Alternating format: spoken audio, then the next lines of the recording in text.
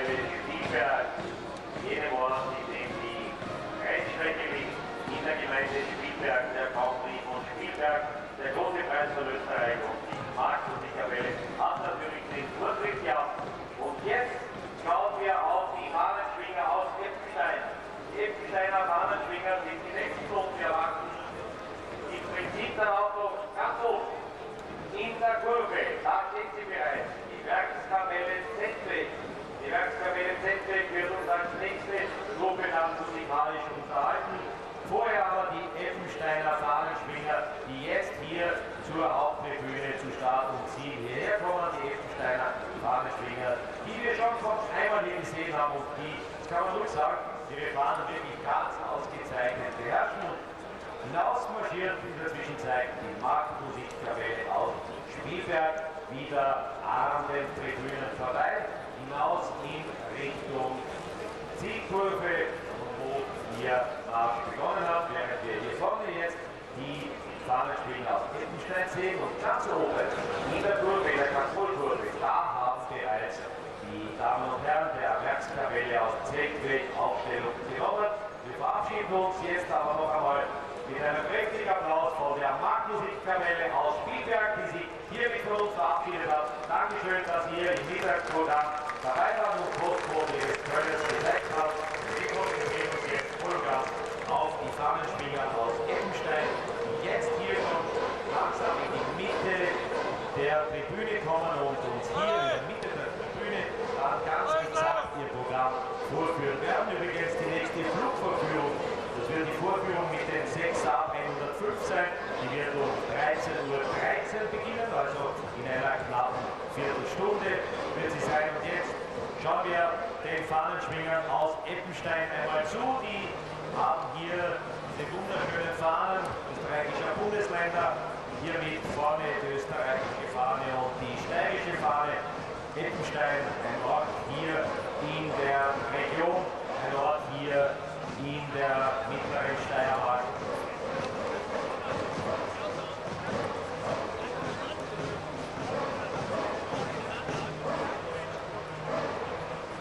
So, jetzt also auf das Signal, wenn es ernsthaft losgeht mit der Vorführung jetzt der Eppensteiner Fahnenschwinger. Wir sind gespannt jetzt auf Ihre Fragen. So.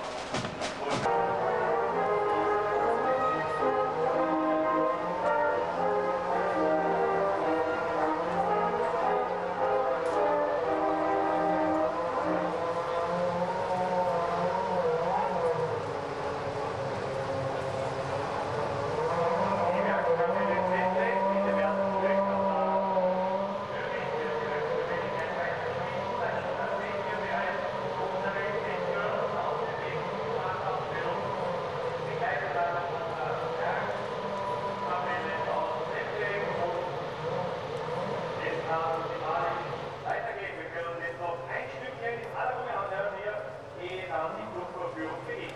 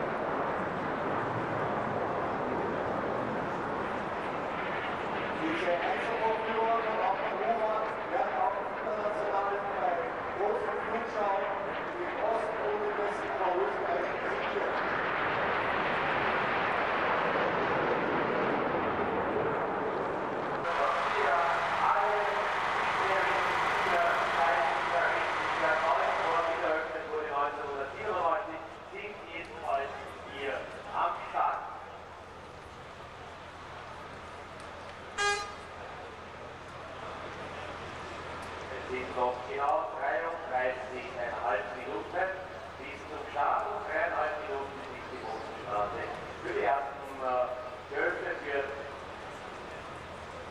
Das Siegerwahl in diesem großen Event dem sicherlich größten Sportereignis dieses Jahres in Österreich entgegen. Michael Schumacher, Künstler Weltmeister, sich auf die 36 Punkten vor Guldan 28, Barrichello 14, Ralf Schumacher 12, Heidfeld 8, Juli 7 Punkte ebenfalls in der Weltmeisterschaft haben und Neuer 6, Rechts 6, Wilmer 4, Hattingen 4, Paris 3, Rheinfeld 1, Jugendschakal ebenfalls nicht einen Punkt auf den diesjährigen 5 Rennen. Der kommt in Österreich in der Station Nummer 6 in Kalender. In der Werkstatt der Konstrukteure für Ferrari deutlich 50 Punkte vom Ignaz, Mercedes 32, Philips BMW 18, plus 13.009, aber 107 und 10 Renault mit einem Punkt durch Stadthaus in die Keller. Wetter durchgearbeitet werde heute einen Grand Prix bei optimalen Verhältnissen, nicht so extrem heiß wie normalerweise im Sommer, herrliches Wetter, traumhafter Tag, am Muttertag, mein Gruß hier noch einmal an alle Mütter, die heute den Muttertag hier im Kreise der Formel 1 Familie verbringen. Und es sind noch 2 Minuten, bis die Boxenstraße geöffnet ist. Auch Michael Schumacher ist bereits fertig, auch er hat bereits eben aufgesetzt, hat alles vorbereitet und ist ausgereift.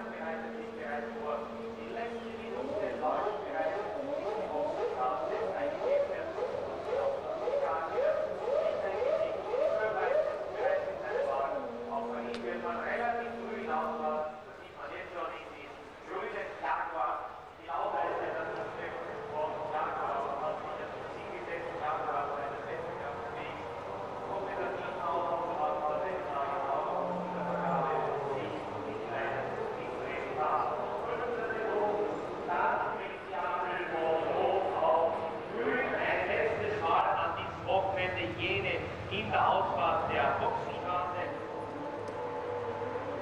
2, 1, und grünes Licht, es hat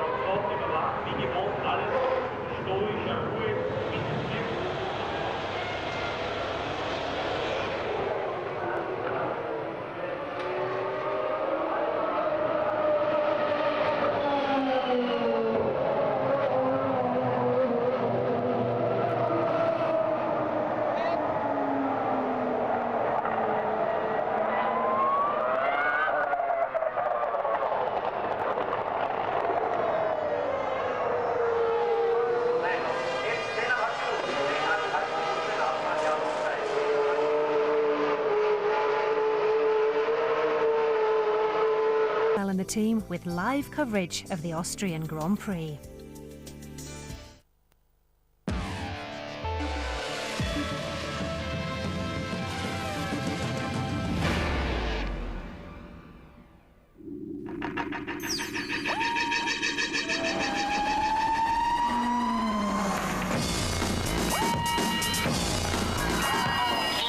On ITV in association with Texaco.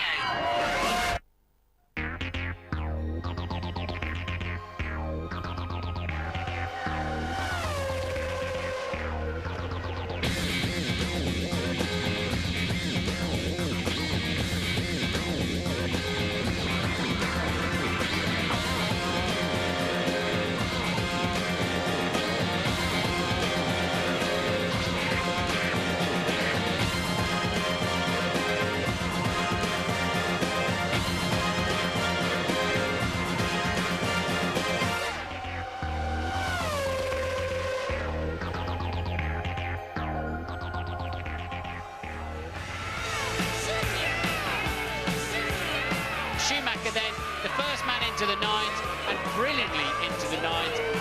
Now that is an incredible time. It is 6/10 of a second faster than Rubens Barrichello, and it's 8/10 of a second faster than Mika Häkkinen. It's one of the shortest and quickest laps of the Formula One year. Spielberg's A1 ring presents very special problems. Welcome to race day in Austria. Hello there, this is the only racetrack where you can see snow up there on the mountains. Those slopes aren't that far away, but today conditions absolutely perfect for racing on the tarmac.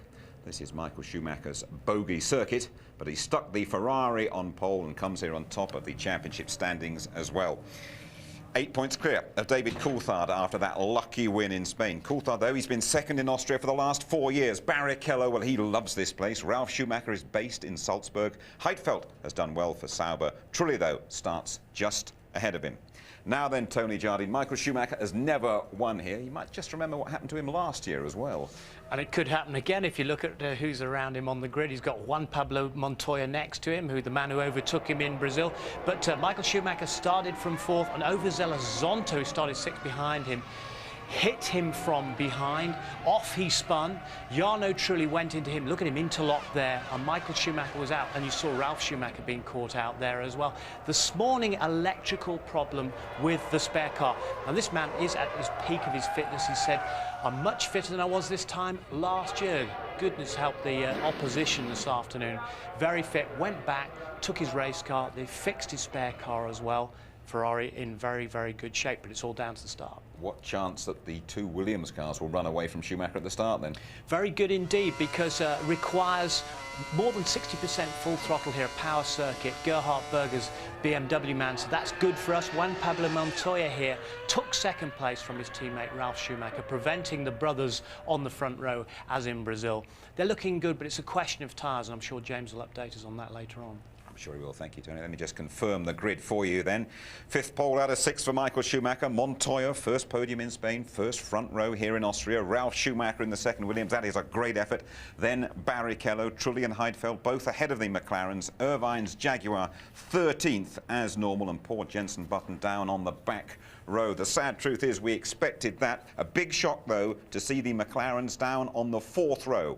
Why is that? Well, that's what Louise Goodman has been trying to find out. McLaren topped the timesheets from the first free practice session on Friday right through to the start of the qualifying hour. Then, just when it really mattered, things started to go wrong. Never mind battling for pole, Häkkinen and Coulthard were struggling just to make it into the top 10.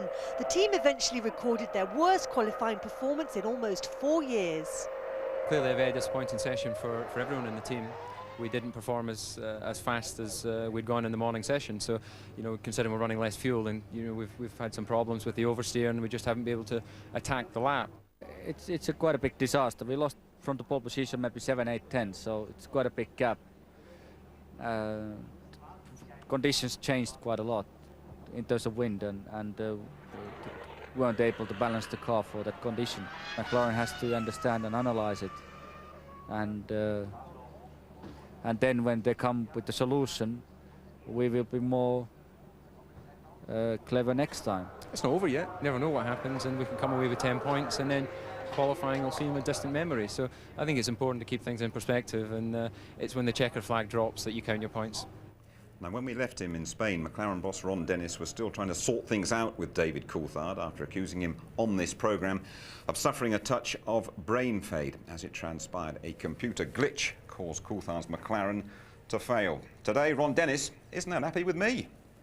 As regards last weekend and my comments, I think Jim Rosenthal's a little bit to blame for that, because what I shared with your viewers was based on the information I was given during the course of the race.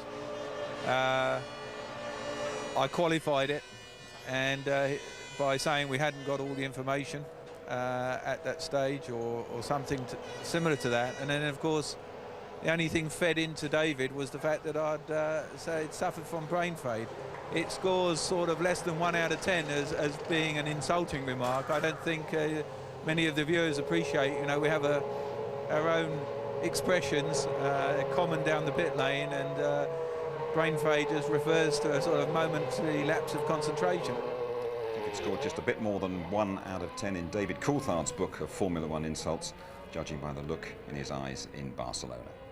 OK then, coming up we have Murray's memories of the Österreich Ring. There's Martin's grid walk too. After the race, by the way, our competition result.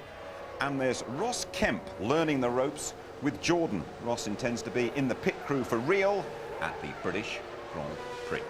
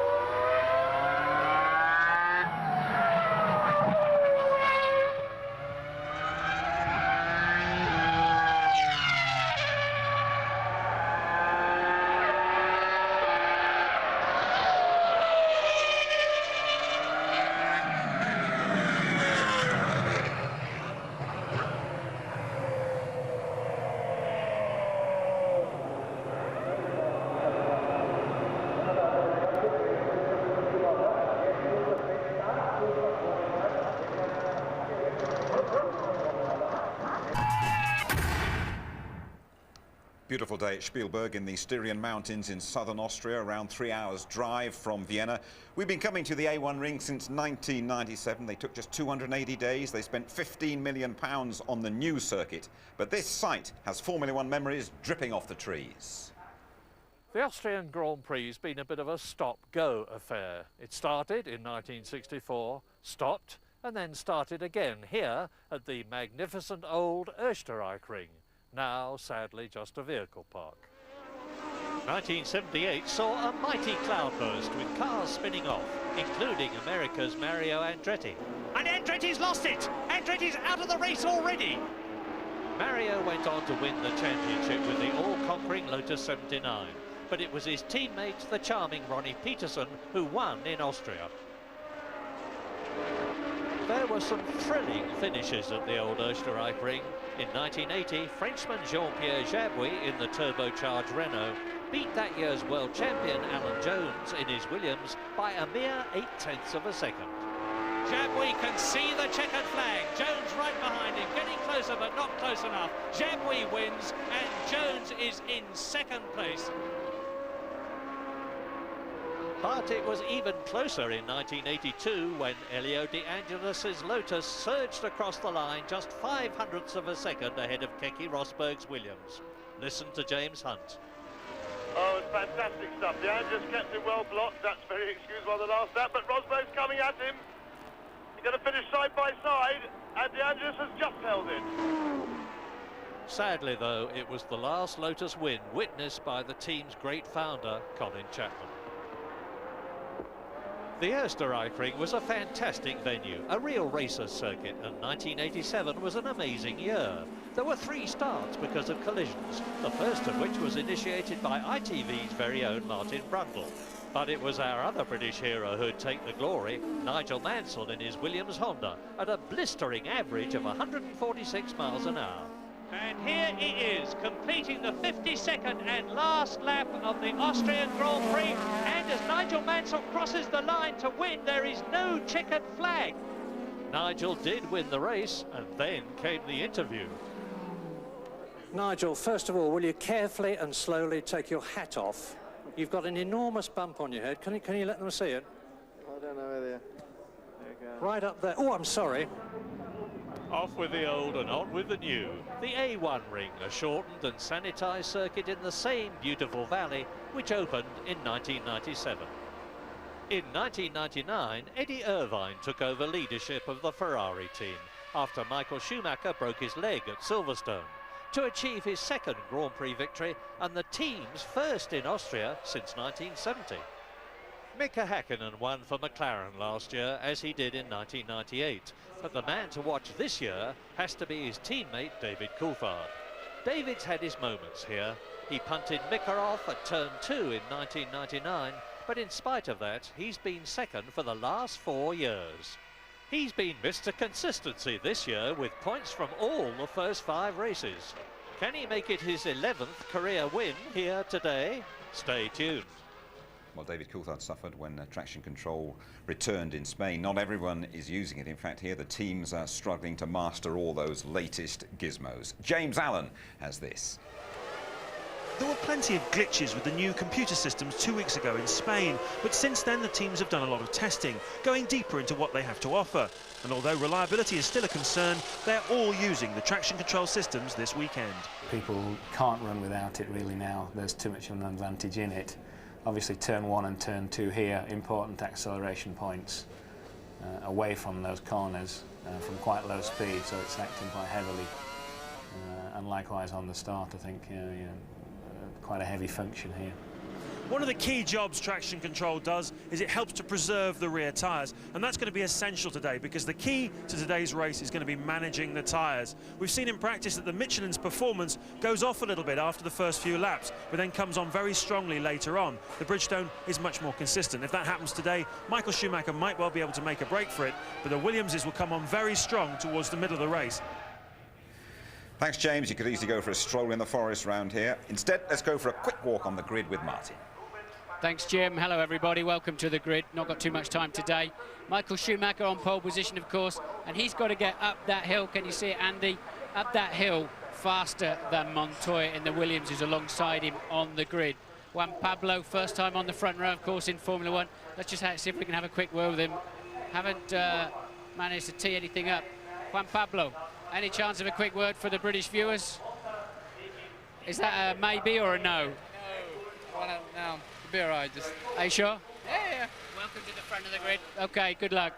Oh, well, we tried. So let me take you down, and we think this car's got probably 30 or 40 horsepower more than Michael Schumacher has. So Schumacher's racing the McLarens, of course, for the championship, but I think he's racing BMW today, and particularly to that first corner. Michael may well run a little bit less fuel to give him half a chance to get to that first corner first. Big shunt last year here on the first corner, as you know. Big shunt yesterday in the Formula 3000 race. Tricky area. Plus, I think Ferrari still have overheating brakes as well. So a little bit less fuel, excuse me very much, a little bit less fuel before he has to get to that first corner will be critical. Ralf Schumacher, his brother, just behind him here. He could be in the same situation. Michelin tyres may grain, may go off a little bit for the first 10 laps and then come back to them. Williams BMW very strong today. Barrichello will be sitting there waiting, hopefully, to pick up the pieces. A new order on the grid today. New guys around for us. Montoya on the front row. Trulli here in 5th place. You can already see him in the car. Häkkinen and Schumacher and Coulthard having a bad time. Back to you. Thanks very much indeed, Martin. We are all set. Last year, Michael Schumacher didn't get beyond the first corner. The Austrian Grand Prix is coming up for you next. Dat voorkomt dat de achterwielen gaan spinnen. Bijvoorbeeld bij de start, maar ook bij het uitaccelereren van een bocht. Nou, daarvoor heb je dat traction control system. En voor de start is dat een speciaal launch control system. Dan wordt de wagen als het ware afgeschoten. Barrichello stond niet bekend in het verleden als een geweldige starter, dus die zal er absoluut voordeel bij hebben. Maar deze Michael Schumacher beweert dat ondanks al die elektronische hulpmiddelen het nog steeds een zaak is van de coureurs. Beste coureurs kunnen zo'n systeem ook als beste gebruiken. Zeg je Oostenrijk en Formule 1, dan zeg je Niki Lauda, die zijn duim opstak naar Michael Schumacher. Lauda tegenwoordig de hoogste baas bij Jaguar. En de meest succesvolle Oostenrijker tot nu toe in de Formule 1. 25 Grand Prix overwinningen voor Niki Lauda. Van 15 met Ferrari. Hij werd 3-maal wereldkampioen. En Lauda won in 1984 de grote prijs van Oostenrijk. Voor eigen publiek dus. Deze man won hem nog nooit, Michael Schumacher. Maar ja, ooit moet er een einde komen aan zo'n negatieve reeks. En die weet dus vandaag. En wat kunnen we nog gaan verwachten van McLaren? Dat kan ongetwijfeld teambaas Ron Dennis ons vertellen. Ron Dennis, 7th and 8th on the grid, not where you'd wanted your cars to start here with such a tight first corner. How much is that going to affect the way you operate this race? Well, the first thing is a better question asked after the first lap. I mean, this is not an easy circuit to cope with when it comes to first lap instance, and you know, after that we have a strategy which we think will give us the best opportunity of a result. Of course, we're here to win. It's not easy to win from here, but it has been done in the past, and we give it our best shot. So does that mean we might see one or both of your cars on a two-stop strategy? It means that we're going to do, we'll have a strategy which we think is best appropriate, but certainly not one that we're going to share with the world. That's a great shame. Best of luck there, Ron. Thank you.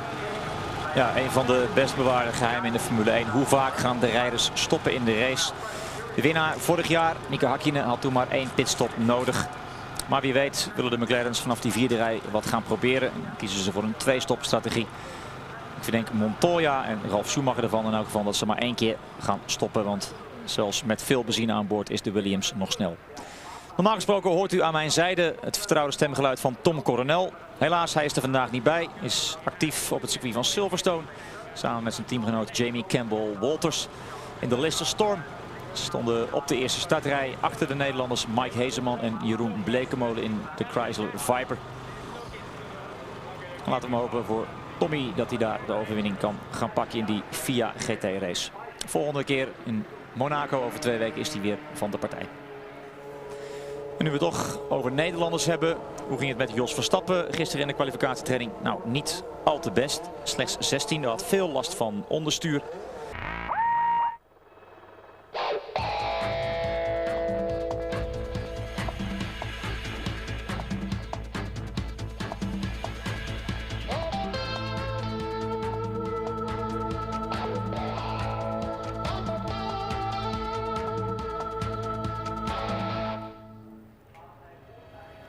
Welcome back to the A1 ring. It's 20 degrees for race 6 of F1 2001, the Austrian Grand Prix. Don't forget, after the action, the result of our competition, plus Ross Kemp's dramas as a Jordan mechanic. But now we join Martin Brundle and Murray Walker. Beautiful day for it, Murray. Absolutely sensational day, Jim, and this wonderful scenery all around us. It is the most picturesque Grand Prix circuit in the world, without a doubt. Now, you've had the scene set superbly for you by Martin. I'm going to repeat the key points, because so very often at this Austrian Grand Prix, the opening first 2 corners have in effect settled the race. Last year, you've seen the footage of Michael Schumacher being punted off by Zonta. His teammate, Rubens Barrichello, being hit by Jarno Trulli. Well, they come surging up to that first corner here, uphill. You can see it's the bottom left corner on the graphic you're looking at. They tackle it at about 80 miles an hour, but there's going to be a solid lump of 22 of them. And then there's the long climb up to turn 2, which they reach some 185 miles an hour. Rubens Barrichello there 4th on the grid. Now, Michael Schumacher, as is his way today, was last out of the garage. Everybody was on the grid, and at 1/4 to the hour, just before the last possible moment he could leave the garage, he did so. Rolled out onto the grid. Everybody melted away as the Ferrari cut its way along the tarmac into that pole position. It's the first time that Michael Schumacher has been on the front row of the grid in Austria. He's never been higher than 4th on the grid before, and this is the only Grand Prix race, as you look at him now, that he has not won. Is he going to do it today? Well, he's won in Australia, he's won in Malaysia, he's won, of course, in Spain. And he's got these row of pole positions. Only one pole position this year has been denied him, and that was David Coulthard, the San Marino Grand Prix. Now, what a struggle McLaren have got. 7th and 8th on the grid, and in front of David Coulthard there is Nick Heidfeld. Nobody's mentioned Heidfeld yet today. The young German driver in the Sauber, very much the team of the season as far as I'm concerned. Superb effort with their Ferrari engines to be up in 6th position for Heidfeld and 9th position for newcomer Kimi Räikkönen. So Coulthard and Häkkinen have got Heidfeld and Trulli and Barrichello and Schumacher and Montoya to pass before they can get to grips with Michael Schumacher, assuming, and what a big assuming it is, he gets round the first corner and clears off. What do you think? Michael had a bit of a cloudy face as he came to the grid. A few dignitaries standing in the way of his grid slot. He didn't look too happy at all when I was down there, Murray, just before walking along the grid.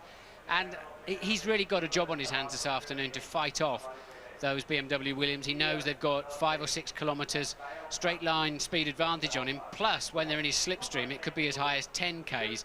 And I think Montoya knows that if he gets away reasonably well, and of course they've got launch control now, they should all get away quite well. The inside of the track very, very dirty. Saw 1 or 2 of the runners thinking ahead and trying to clean up that side of the grid this morning during the warm-up. Fastest, of course, Häkkinen, and second Coulthard. Every other session this weekend, and McLaren has been fastest up until when it really mattered in qualifying. They got the setup wrong. They didn't react fast enough. They hit traffic. It was windy, it was dusty, and they've given themselves quite a headache for the afternoon. If Michael Schumacher can get away early on in this race, I think then he could be extending his World Championship advantage today. So Michael knows the early stages of this race are absolutely critical. Yep, as you look at Ralf Schumacher, ahead of him on the grid is his teammate Juan Pablo Montoya, and Montoya is fearless, the Colombian. He's won in America, he's been champion of America, he's won the Indy 500. And you look at Jarno Trulli, and now at Pablo Montoya himself. 22 cars on the grid. Jenson Button right at the back in the Benetton, and his teammate Fisichella in front of him. The Benettons are still climbing that massive mountain. Tasso Marquez in the European Minardi is 22nd on the grid, and any moment now the parade lap, the formation lap will begin. Now there are 71 laps in this race. It's a short track, 2.7 miles long, and away they go. Talk us round, Martin. Yes, no, they don't want to use the launch control too much off the grid. They want to lay 2 black lines of as much rubber as they can get down to give themselves a better chance next time around. That's a very steep hill, as I hope you could see on the grid walk. Up there into turn 1 means you can brake super late, but it's dirty on the inside. A long sweeping straight then down towards turn 2, which has another uphill arrival zone. And again, this does tend to be an overtaking slot, but it's got to be a willing party that you're overtaking into there. 2 cars cannot get around there safely at the same time. It'll almost always end in tears towards how the old track used to be now, just for a little while as they head down into turn 3. Tricky corner, the cars always look quite slow and clumsy through there. Bit of off camber, the track falls away from you. And cutting back now to the McLaren Mercedes-Benz pit. Hopefully we'll go back on track. Yes, we will, as they head through turn 5. A really fast left-hander where they lean right on the outside of the racetrack, straight into another left-hander. If you any problems out of one corner, you're straight into the next one.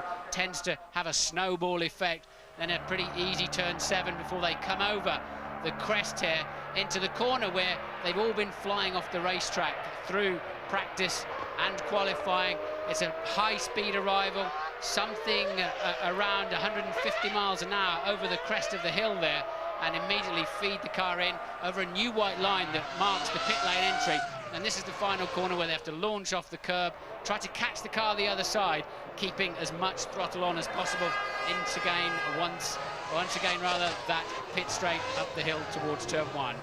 So, just remember, it is this first turn that's going to be critical. Michael Schumacher nearest you on the right-hand side, then Montoya. Behind Michael Schumacher, his brother, Ralph. Behind Montoya is Rubens Barrichello, then Jarno Trulli, Nick Heidfeld in the Sauber, and in row 4, the 2 McLarens as Jenson Button brings up the rear. The last grid, that is the 11th row of the grid. Look at Montoya. Watch for the lights when they come. There they are. It's going to be 5 when they all go out. The race will begin. There'll be a pause after the 5th light. And it's go! They get away. A good start, a brilliant start. And the 2 Jordans are left on the line. And up, and it's the 2 Williams in the lead already. Montoya leads, and Ralf Schumacher is in 2nd place. Michael Schumacher down to 3rd position, and look at that. Hakkinen 2, so we've got a Sauber, a Jordan, and McLaren. There's another car also on the grid, so launch controls are still not sorted out. We've got a Williams 1-2, a Ferrari 3-4, Coulthard then. Too many cars to clear on the line, Murray. I wonder if they'll have to bring the safety car out. So many cars to get out of the way. Yeah, it's a very short lap. It's Raikkonen who is stuck down there. And off goes the Jordan, and they're pushing it away from the line. Let us hope that they are able to clear those cars, because it's a magnificent start for the 2 Williams BMWs, and Montoya leads a Grand Prix, as he did in Brazil, and it is Mika Hakkinen who is sitting on the line. Mika Hakkinen, who was 8th, the man who has done so badly in the World Championship this year, a double world champion already, but lap 1, Montoya leads, Ralf Schumacher, Michael Schumacher, Barrichello is still in 4th position. He started there. I think they have to bring the safety car out, Murray. Too many cars to clear away. And let me have a look, see if I can see any kind of notice. The safety car is deployed, as you can now see on your screen. They cannot clear Hakkinen out of the way. He's not really in a super dangerous situation. Clearly they can't find neutral. There should be a separate reservoir of energy to pull that car into neutral. You lose all the hydraulic power when the engine dies. Should be a separate source of energy. It's not working on the McLaren. And when you see a replay of the start, both Williams BMWs flying off the line. Michael Schumacher appearing to get away well, but just not going anywhere once he got up to speed. And we saw 4 cars stalled on the line. You can see them bumping along. They're actually turning the engine over as they're trying to push that McLaren along. And really, he's going to have to get out, and they're going to have to crane it off. Mika says, I don't know, that's it, shakes his head. Well, what a terrible, terrible season it is for double world champion Mika Hakkinen. 3 failures to finish already in Australia, in Brazil, and in Spain, where he had that problem. And here, again, it looks as though he's not going to even start the race. And here is the replay. Now, watch the 2 white and blue BMWs. Look at Montoya on the dirty side of the track. And what a sensational start from Ralf Schumacher, straight past his brother. And his brother is challenged, but Michael Schumacher turns in. He's cleared that first corner this year. Martin, take this one again. Well, look, they're just having to dive all over the place. So many, I've never seen so many stalled cars on the grid. Both Jordans then, Hakkinen and Raikkonen, and no dramas at the first corner. We're missing some key players by the time we get there. And look, a Williams 1-2. Coulthard appeared to have a good start, look, virtually past both Ferraris, but then lost out somehow, is now back down in 5th place. And look at that, that's a sinking feeling in your heart if you're Eddie Jordan. And a disaster. All of these Fandango electronics, look, and they're just failing. They're failing the drivers, they're failing the teams. Just goes to show the best electronic brains in the world couldn't solve that problem. Now, with the safety car out, and there's the replay again, and that start from Ralf Schumacher's is one of the best I have ever seen in Grand Prix racing. Straight up to his teammate. Now, the order now, we're on lap 3, of course, with the safety car still out, with Montoya leading Ralf Schumacher in the Williams BMW, Michael Schumacher 3rd, his teammate Rubens Barrichello is 4th, David Coulthard, who started 7th, has gained 2 places, he's up to 5th. And here's that start. Look at Ralf, just hooked it up beautifully, but Montoya keeps the inside line, doesn't really squeeze his teammate, and Ralf, knowing he's going to have to yield, Michael just did not get away. Looked like there was much too much power being taken out by his launch control. Moved off the line. I stood looking out of the window while you were talking, Murray. Michael Schumacher moving away nicely as the lights went off, but just didn't go anywhere, and the Williams BMWs just launched, didn't they? But the start of the Austrian Grand Prix was not Ralf Schumacher, it was Eddie Irvine, 13th on the grid, 1-3, and he's in 6th position now in the Jaguar. I don't think he'll be expected to stay there because Jaguar are still working very hard on the car, but you can see him bobbing and weaving as he goes into the right-hander at turn 4. Now they've got the car inside the white lines that show either end of the pit lane itself, Murray. They can start, the mechanics can start Häkkönen's car, as the same with Frentzen and Trulli, and he can get back into the race if they can restart it. Now, we understand the safety car is coming in this lap, and the race director, Charlie Whiting, will not be pleased to see a McLaren parked right across the fast lane of the pits there. Well, I tell you this, there's been a lot of discussion about whether Ron Dennis, the boss of the McLaren team, would ask Mika Häkkinen to defer to David Coulthard, as Coulthard is doing so well in the championship compared with Häkkinen. I don't think there's any doubt that that will have to happen now. It's going to be no points for Mika Häkkinen in this race, and David Coulthard is in 5th position as the race is going to restart. Now watch out, because they're all tied up together, and it's Montoya, Schumacher, Ralf, Schumacher, Michael, Barrichello, David Coulthard, then there's a gap to Eddie Irvine. Behind Eddie Irvine is Jos Verstappen in the arrows. He's come up from 16th to 7th position. Another terrific start. The Austrian Grand Prix is go again, and this is lap 4 out of 71. Häkkinen then driving down the pit lane. Murray just saw him get up and running. He was parked in the fast lane, and Benetton came through. I don't know who that was who pitted, but Häkkinen, no problems there. He's now back in the race. Of course, he's lost those 2 laps, and there you see then an overhead shot of Mika Häkkinen joining the race, plumb last. At the moment, Frentzen is the only retiree of those 4 that stalled on the grid. Yeah, and Heinz-Harald Frentzen was in 8th position in the World Championship, looking to do much better this year in the Jordan, which is going so much better, but no luck here in Austria. And it's still close up at the front between Coulthard and Montoya, just 2 seconds when this lap started, shaking his head, sitting in the Jordan in the garage, Heinz-Harald Frentzen from Mönchengladbach, who's 3 times a Grand Prix winner. Now, remember, the Williams BMWs are on Michelin tyres, and Rubens Barrichello very saucily having a look at his team leader, Michael Schumacher, as they go into turn 1. The gap between the 2 is very close. And look at Verstappen right up behind. Verstappen clearly on lower fuel, and that is Trulli off the road. Trulli out of what is 19th place. He stalled on the grid, remember. Verstappen was shaping up. Did he pass the McLaren? Yes, he did. Verstappen then up into 5th place, having passed Coulthard, who appears to be very slow at this stage of the race. Now, that arrows with the Asia Tech engine is blindingly quick in a straight line, and that's what happened to Trulli. Trulli hit, I think, was it Pedro de la Rosa or was it Eddie Irvine? Whichever, it was one of the Jaguars. He is out of the race, so it looks as though both the Jordan drivers are taking an early bath, because we are now on lap 5, and Verstappen, I suspect, Mika Häkkinen tours in, retires from the 4th time in 6 races. He's only had 2 points finishes at the San Marino Grand Prix and Malaysia. Replay of Jarno Trulli going off at turn 1, lap 5 now. Well, Trulli would already been a lap down. Whichever Jaguar he was fighting, he would have been a lap down because of his start line problems, but already then in the gravel trap for him. And look at Barrichello hustling teammate Michael Schumacher, 3rd and 4th place, and Montoya then with a 1-second lead over his teammate. Barrichello shaping up then to have a look up the inside into turn 2. Can he make it round Michael Schumacher? That was close. Yeah, I'll have you chuck your nose off, says Michael Schumacher. And Jos Verstappen, look at him in the air. Now, I was saying earlier on, I suspect he's on a 2-stop strategy. That car is blindingly quick in a straight line. We saw him do wonderfully well in the Malaysian Grand Prix in the wet. They seem to have a very good control system on the car. But Verstappen is closed right up now to Rubens Barrichello in the Ferrari. Race order, lap 6, Montoya, Ralf Schumacher, Michael Schumacher, Rubens Barrichello. There's 2 seconds covering the first 4, covering the first 5, and Jos Verstappen has just made the fastest lap of the race so far in the arrows.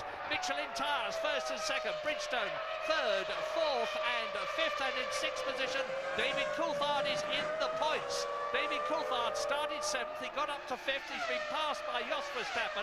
An incredible drive by the Dutchman, Jos Verstappen in the orange arrows. He has a look at Barrichello. Barrichello does not have a look at Michael Schumacher this time. It's coming up to turn 2 that Barrichello starts to close, or has done in the past, on Michael Schumacher. But it looks as though Michael has got the legs on his teammate at the present moment as Montoya, Ralf Schumacher, Michael, Barrichello, and it is Williams BMW, Ferrari. What a change at the front. The McLarens, only one of them in the points and the other out of the race. Well, we saw Montoya carelessly leading the Brazilian Grand Prix, of course. Murray wondered if he'd feel under pressure leading his first Grand Prix back then. He made no mistakes at all until, ironically, Verstappen ran into him as he lapped him. But there's a good squabble down the field, and that must be Irvine, Panis, Villeneuve and Benoldi in the second arrow. So we're looking there at 8th, 9th, 10th and 11th, and as you can see, it's very close. Yeah, the two arrows are doing well. Benoldi, Enrique Benoldi from Brazil, new to Grand Prix racing, Formula 1 this year. And the Williams team in the garage look impassively at their man as they cross the line. And already we have exceeded 1/10 the distance in the Austrian Grand Prix. And Jos Verstappen driving magnificently. Now, that is Heidfeld behind, no, it's Raikkonen. Kimi Raikkonen in 7th position behind David Coulthard, the man in the points in the McLaren. And out of the race already, Heinz-Harald Frentzen, Mika Häkkinen and Fisichella has retired in the Benetton. 19 left out of the 22 who started, lap 8. Yes, it was obviously Raikkonen then who got away well. It was Heidfeld in the sister Sauber that stalled on the line, not Raikkonen. Heidfeld down in 18th, Trulli down in 19th. The other two stallers on the grid are both out of the race. Häkkinen and Frentzen, they're unable to get those cars running. You saw Häkkinen pulling in the pit garage nose first. He knew his day was over. And now Verstappen's got up onto the back of Barrichello. Can't do too much about the Ferraris. Surely he's on a lower fuel load, significantly lower, I would imagine. Yeah. And as the main players now settle into the race, and the pattern begins to be set. So the question now is, what about fuel stop strategies? Well, I would expect Jos Verstappen to come in first, and if he's on a two-stopper, he'll probably come in round about lap 23. We're on lap 9 at the present moment with the two Ferraris and Verstappen 3rd, 4th, 5th absolutely together. And if Verstappen's on a two-stopper, I say he'll come in round about lap 23. If the others are on a one-stopper, I think the earliest we can expect anybody to come in will be round about lap 38. But I expect everybody to stay out for as long as they possibly can. Start with a heavy fuel load, come in late, take on as little fuel as possible to save as much time as possible, and then sprint out. And the Michelin tyres are going to be stronger, they believe, in the second half of the race than in the first. The Bridgestones are very stable throughout the race, and it's Michelin leading, Michelin second, and then the Bridgestone runners, the two Ferraris, and Jos Verstappen. And look how tight it is around the circuit. Now, I am surprised, Martin, that Michael Schumacher is not doing better than this. He got pole position absolutely magnificently. You think he's playing some sort of a waiting game? Doesn't look like it. I suspect he's quite fat on fuel, to be honest, Murray, and I'm sure Coulthard is, having had a poor grid slot. I'm sure both McLarens were on low fuel, but Montoya leads from Schumacher, Ralf, Michael Schumacher 3rd, and that was Benoldi passing Eddie Irvine there. So Benoldi making his way through the field, Barrichello 4th, Verstappen 5th, Coulthard in 6th. We'll be back shortly. Hoor, Villeneuve in de rond. Je kon aanzien komen dat hij daar geen ruimte had om in te halen. En dan is Irvine er weer voorbij.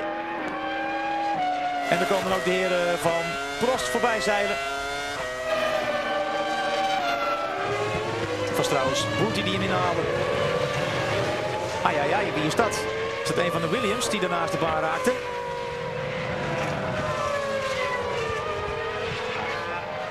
Ja, ik mis daar volgens mij Ralf Schumacher vooraan. Dit is Michael Schumacher, maar waar is Ralf? Of heb ik mij lelijk vergist? Volgens mij was daar een Williams die even van de baan gleed. Dit is Coulthard. Dit is Raikkonen. Dit is Panis. Dit is Benoldi. En daar inderdaad Ralf Schumacher met een probleem. Ralf Schumacher tergend langzaam op weg naar de pits. Nou, daar staan de monteurs van Williams al klaar. Ai, dat is zuur voor het team van Williams, voor Ralf Schumacher. En wat is er aan de hand met de Duitser? I mean, brakes is too risky for me. Sorry. I'm coming in, too risky. Iets met de remmen. Zoveel is duidelijk. Hij wil niet verder. Volgende uitvaller is Ralf Schumacher. Nou, dan hebben we Jos Verstappen nu op de 4e plaats. Want rekenen kunnen we.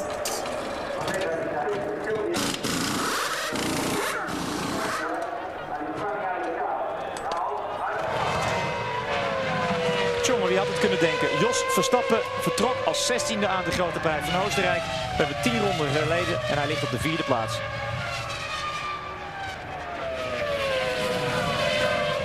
Ja, we weten van de Nederlander dat hij goed start. Nou, dat heeft hij vandaag ook weer gedaan. Zocht de gaatjes, dook erin. Maar daarbij wel de aantekening dat hij een lichte wagen heeft en hoogstwaarschijnlijk dus op een 2-stop strategie zit. Nu is het zaak voor Verstappen om... Lap 12 out of 71 and you are looking at the stricken Williams BMW of Ralf Schumacher, who has just retired.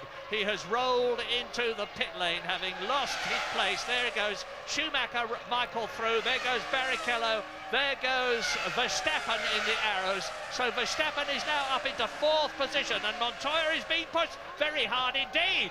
If that's the replay then of Ralf Schumacher falling out of the race, some kind of technical problem on the way into turn 3. This happened earlier on in the race too. Eddie Irvine seems to be going backwards down the field, squeezing Villeneuve. They just the gentlest of kisses, and Villeneuve into a bit of a pendulum swing there. Irvine still holding down 9th place, certainly on his back foot. Jacques having to take to the grass. Yeah, he lost it initially, didn't he, off of the actual curbing and grass on the way in, as Eddie probably didn't see him coming up there. So Jacques will recover from that spin. We don't know what the problem is with Ralf Schumacher. And now look, the 2 Ferraris are hustling Montoya. Montoya's fallen off the pace by some 0.8 of a second. Remember what I said to you on the grid. The Michelins apparently go away then for 10 to 15 laps after the early stages of the running, and hopefully come back to them later in the stint. And now you're seeing all the signs of that as the 2 Ferraris, Verstappen and Coulthard, home in on Montoya in the lead. James. Yeah, Ralf Schumacher knew the game was up, Martin, as he rolled down the pit lane. The engine was switched off. The mechanics have had a really good look at the car, and it's a right rear problem. I think it's a suspension failure. Could be a brake problem, but it's more likely to be a suspension failure. But as you say, these tyres, the Michelin tyres, Montoya's struggling. And thank you, James, because now Michael Schumacher is right up with Montoya's Williams BMW, pushing very hard indeed. The Colombian is under pressure with a massive capital P, and Rubens Barrichello is hanging on to Michael Schumacher, and absolutely fabulous. Look at the way Jos Verstappen in the orange arrows is hanging on to the 3 cars ahead of him. They must have a lot of horsepower compared with him, but that Asia Tech engine is very strong indeed. They've been developing it. He's running very low downforce, but he's managing to hold the car on the track, and that is through into lap 14 out of 71. Well, the BMW with too much grunt up the hill for Michael to have a look, but Montoya really struggling through the corners. The tyres grain. Let me tell you what that means. They get the rubber rolls on top of the tyre, and instead of the tyre sitting on the track, you're squirming around on the little balls of rubber. You can't slow the car down, you can't turn it in, and you can't get on the power. And look, he's just absolutely a victim to be overtaken. All he can do is make that car as wide as possible. But surely they're going to pass him easily, as some say. When they do, they'll all go past him, but he's certainly clearly making a good job of holding them up. But he just has not got the grip to turn in or get out of the corners. But he's holding him, and Rubens Barrichello, of course, is keeping Michael Schumacher respectable. Verstappen is keeping Barrichello respectable. Barrichello is looking for a way past Schumacher, who's got to hold him back. and at the same time try to attack Montoya. And that has given David Coulthard the opportunity to close a bit, and Raikkonen is in a 6, but no, the Sauber is right up with them now, because Montoya is slowing up the race. You see, first, second, third, fourth, fifth, sixth, and in 7th position, Olivier Panis in the BAR is closing on them. Montoya is struggling. Something has got to give. Well, the tyres are letting him down. We know at this stage, we know how fast that car is in a straight line. And providing he can keep parking it in the middle of the apex. And of course, while you're fighting a guy who's holding up, creating a traffic jam, you've got to watch him. And you've got to watch your mirrors as well, Murray, because everybody will be trying to make, and somebody is being black flagged. So a black flag then. It's Trulli. Jarno Trulli is being black flagged. Apparently he left the pit lane while the red light was on. You're not allowed to leave the pit lane until there's a green light showing. There's somebody who watches the approaching track, and if he sees cars bearing down on the end of the pit lane, he'll give them a red light.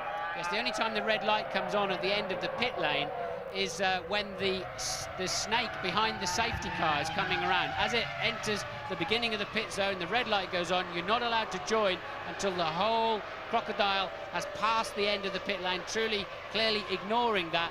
And can Montoya keep this lot behind him while he waits those few laps for his tyres to come back in? At the moment, he's managing to do it. Well, 25-year-old Juan Pablo from Bogota in Colombia is an incredible man. He's totally unfazed. This is the best chance that Michael Schumacher's had so far, Murray. Sorry to interrupt you, but can he go around the outside? We know Michael can brake a lot later, and still he's coming back. Michael's got to think of his world championship. Oh, through goes Barrichello. Sorry, Martin. Through goes Barrichello. Off goes Montoya. Off goes Michael Schumacher. Michael Schumacher tried to dive inside Montoya, who had to go wide. He's gone onto the gravel, and so Rubens Barrichello has grasped his opportunity, and now Williams have got to fight back. We've seen Schumacher go out of the race. What's happening to Montoya? There he is inside Enrique Benoldi. So Montoya has slipped from 1st to 7th places. Yes, and Montoya deciding he would. That was silly, actually. He should have let Michael go. He should realise that he's not in a position to fight for this race. And Michael went down the outside. He had a much better braking capacity. We know that's a tyre-related thing at this stage of the race. And the Colombian just would not yield, and it's cost him and it's cost Schumacher dearly. Question for historical enthusiasts: when was an Arrows last on a podium position? A long time ago, and it's Jos Verstappen now in 3rd position. The Hungary 97, remember Damon nearly won the race, lost it on the very last lap at the Hungaroring, but Verstappen then very fast, whatever fuel load he's got in that car. So Montoya has got a clear track in front of him, but a lot of cars in front of him. And David Coulthard is now right up there with Jos Verstappen. It's Barrichello leading. It is Verstappen now in 2nd position. And behind Verstappen is David Coulthard. It's getting very stretched indeed as Michael Schumacher closes in 6th position on Olivier Panis. Replay. Here we go then, Michael saying, OK, you're going to cover the line. Well, I'll have to go down the outside. And the Colombian getting back off the brakes, look, losing the back of the car, really just almost sacrificed himself in that corner so as not to lose the lead. And Michael Schumacher definitely paid the price. He had no option but to try to go around the outside of him. The Colombian doing such a good job of blocking the racing line, and he's perfectly entitled to do that. But as he got off the brake pedal, he left himself way too little space to slow the car down. Luckily for Michael, he didn't stall the end. And watch Montoya lose the back of the car, have to turn into the slide, and begins to take up the space that Michael thought he would go around. Michael then taking a few risks there, you have to say, to try and get around the outside of that Williams. Well, I don't know if you've registered this, but this is a quite incredible drive by Kimi Raikkonen as Enrique Benoldi in the Arrows comes in. He's obviously going to retire. He's not going up to his tyre changing position. Into the garage goes Benoldi from 8th position. That means Eddie Irvine moves up, and Kimi Raikkonen in the Sauber is in 4th place. There he is in the blue and white car, followed by Olivier Panis. Behind Olivier Panis is Michael Schumacher. Fastest lap of the race, Michael Schumacher, 1 minute 12.2, and that is about half a second outside the lap record. Yeah, Michael over a second faster than anybody else while he closed the gap to Panis, obviously recovering from that turn 2 incident with Montoya. A man with a smile on his face at the moment will be David Coulthard, his main championship protagonist, now behind him. His teammate once again out of the race, Häkkinen stalling on the grid and never really getting his car up and running. He must surely know that Verstappen in second place will be stopping earlier than he does for fuel. So Coulthard feeling pretty happy with life. The only problem he's got is that Michael Schumacher is still very much in this race, albeit 6th place right now.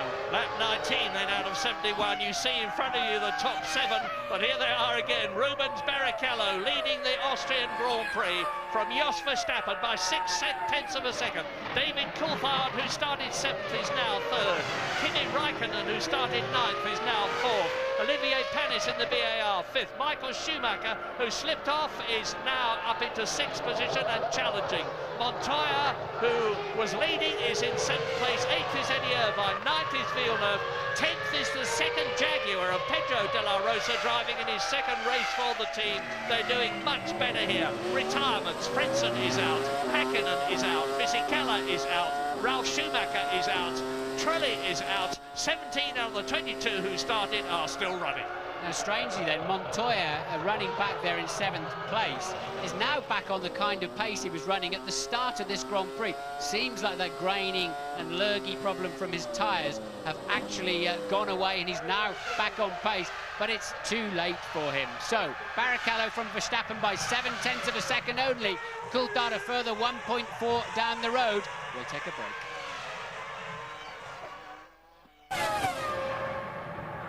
België en Hongarije, dat waren de 2 grote prijzen toen waar hij de 3e plaats haalde. Vorig jaar 1 keer 5e in Canada Verstappen en 1 keer 4e in Italië.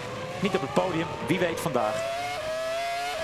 Maar we weten dus van de Nederlander dat hij weinig benzine aan boord heeft en dat hij in ieder geval 1 extra stop gaat maken.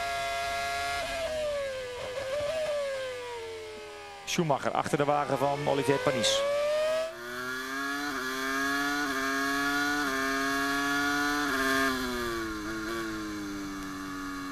Montoya achter Schumacher op de 7e plaats. Een achterstand van 5 seconden door zijn avonturen in de grindbak. Maar heeft wel een voorsprong van 16 seconden op de nummer 8, Eddie Irvine.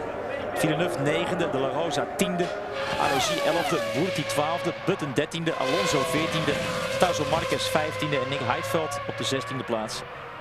Bernoldi is niet meer uit de garage gekomen, want er staat met grote letters retired achter zijn naam. En dat betekent in het Nederlands dat hij dus niet meer in de race zit.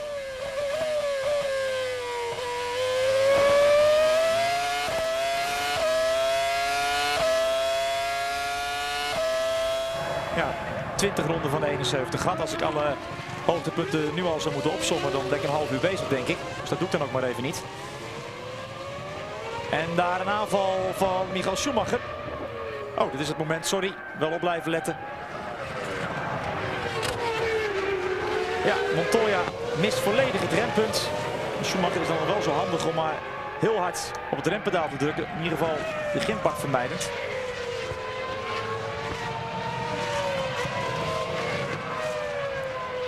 Ik dacht even dat Schumacher daar punt stond om Panis in te gaan halen. Maar daar zit hij nog steeds achter. En hier rustig op de 2e plaats Jos Verstappen. De zaak nu het hoofd koel te houden en geen gekke dingen te gaan doen. En daar Patrick Head. Het zag er allemaal zo mooi uit voor zijn coureurs. 2e en 3e op de grid. Lap 22 out of 71 then. Just approaching 1/3 distance as you look at Juan Pablo Montoya in the Williams. He is in 7th position, not making any impression on Michael Schumacher. Indeed, he's dropping back a bit after having run wide and gone onto the gravel. But Michael Schumacher, and there he is in 6th position, has not managed to get ahead of Olivier Panis in the BAR. Panis can't do anything about Kimi Räikkönen, who is in 4th place in the Sauber. David Coulthard, who started in 7th position, looks as though he's good for World Championship points. He's Mr. Consistency this year. He's already scored in all the 5 World Championship races this year. He's the only man to have done so, and I think James Allen has got news for us. Yeah, just trying to work out what the strategies everyone is on. Rubens Barrichello, David Coulthard, Kimi Räikkönen, Olivier Panis and Michael Schumacher, I reckon, are on quite a lot of fuel. They can go perhaps as long as lap 44, 45, 46 if necessary. Verstappen, we've said, is lighter on fuel. I believe Montoya probably is as well. So that means that Räikkönen is looking very good here. But the guy to focus on for me is David Coulthard.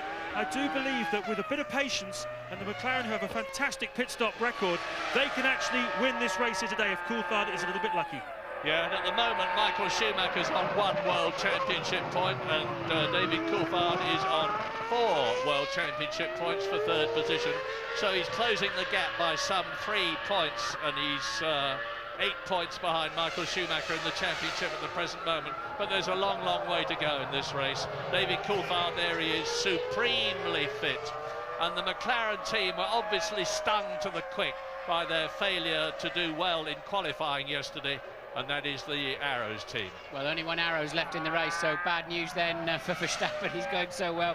Obviously, we all knew he had less fuel than the cars he's running around, but he's coming in at a 3rd distance, just over a 3rd distance, a normal 2-stopper then for Verstappen, and that will put him down the order. Nonetheless, a good run from him in the early stages of this race. Coulthard then moving up to 2nd, Räikkönen then up into 3rd place at this stage of the race. Barrichello, a new fastest lap up front on a 1:12.2, and Coulthard just about matching him in 2nd place. Well, if Kimi Räikkönen moves into 3rd position as into the pits comes Jos Verstappen, it'll mean to say that Sauber are in a podium position for the 2nd time this year. The seconds ticking away, out goes Jos Verstappen. Now, the first 7 have gone through. We're waiting for Eddie Irvine now in 8th position as Verstappen comes up to the exit from the pit lane at turn 1. Eddie Irvine and Villeneuve have gone through, so it looks to me as though Jos Verstappen, who came in from 7th place, has dropped to 10th position. David Coulthard, of course, has moved up a place. There is the race leader, Rubens Barrichello. He's 3 seconds now. No, he's 3 seconds ahead of David Coulthard. And Kimi Räikkönen in 3rd place. Panis is 4th. Michael Schumacher has been elevated to 5th position. Only one of the leaders has yet made a pit stop, and that, of course, was the man we've just seen, Jos Verstappen, as Panis continues to bottle up Michael Schumacher. Panis now in 4th place.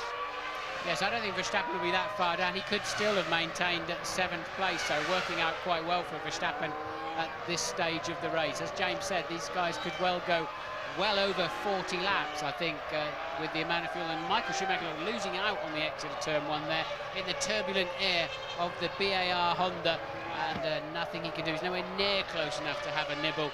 Panis, an old hand these days, not going to make too many mistakes. And we're on board with Villeneuve then, who is chasing Eddie Irvine in 8th. Remember, they've already touched once in this race, and causing a spin on this very corner for Jacques Villeneuve. Well, if any team, and there is the BAR and the Ferrari really battling, and Michael Schumacher then has managed to get ahead of Panis. Panis must have a problem. He lost so much time in that one straight and corner. I wonder if Panis has got some kind of problem then. Already losing 200 or 300 metres to Michael Schumacher. Hopefully we'll get a replay of that one. Schumacher then now staring at the back of the Sauber of the 21-year-old. And look, here's Panis and Michael then really taking an easy run up to the inside. And do they touch? No, they don't. I wonder why Panis lost so much time. Maybe we'll find out shortly. Well, whatever, that's a very slippery corner. Turns 1 and 2 have been claiming driver after driver in practicing and qualifying. And you hit the gravel there, you get a lot of dust, you get onto the grass, you lose momentum, of course, because you're going uphill. And Panis is definitely dropping back as Räikkönen in 3rd position can now see the Scarlet Ferrari in his mirrors. And the gap between Räikkönen and Michael Schumacher is just under 2 seconds. And the comparative lap times were, well, there was only a 1/10 of a second in it to Michael Schumacher's advantage on the previous lap. But that was when he was battling with Olivier Panis and he's pulling away from the BAR, closing on the Sauber in front of him.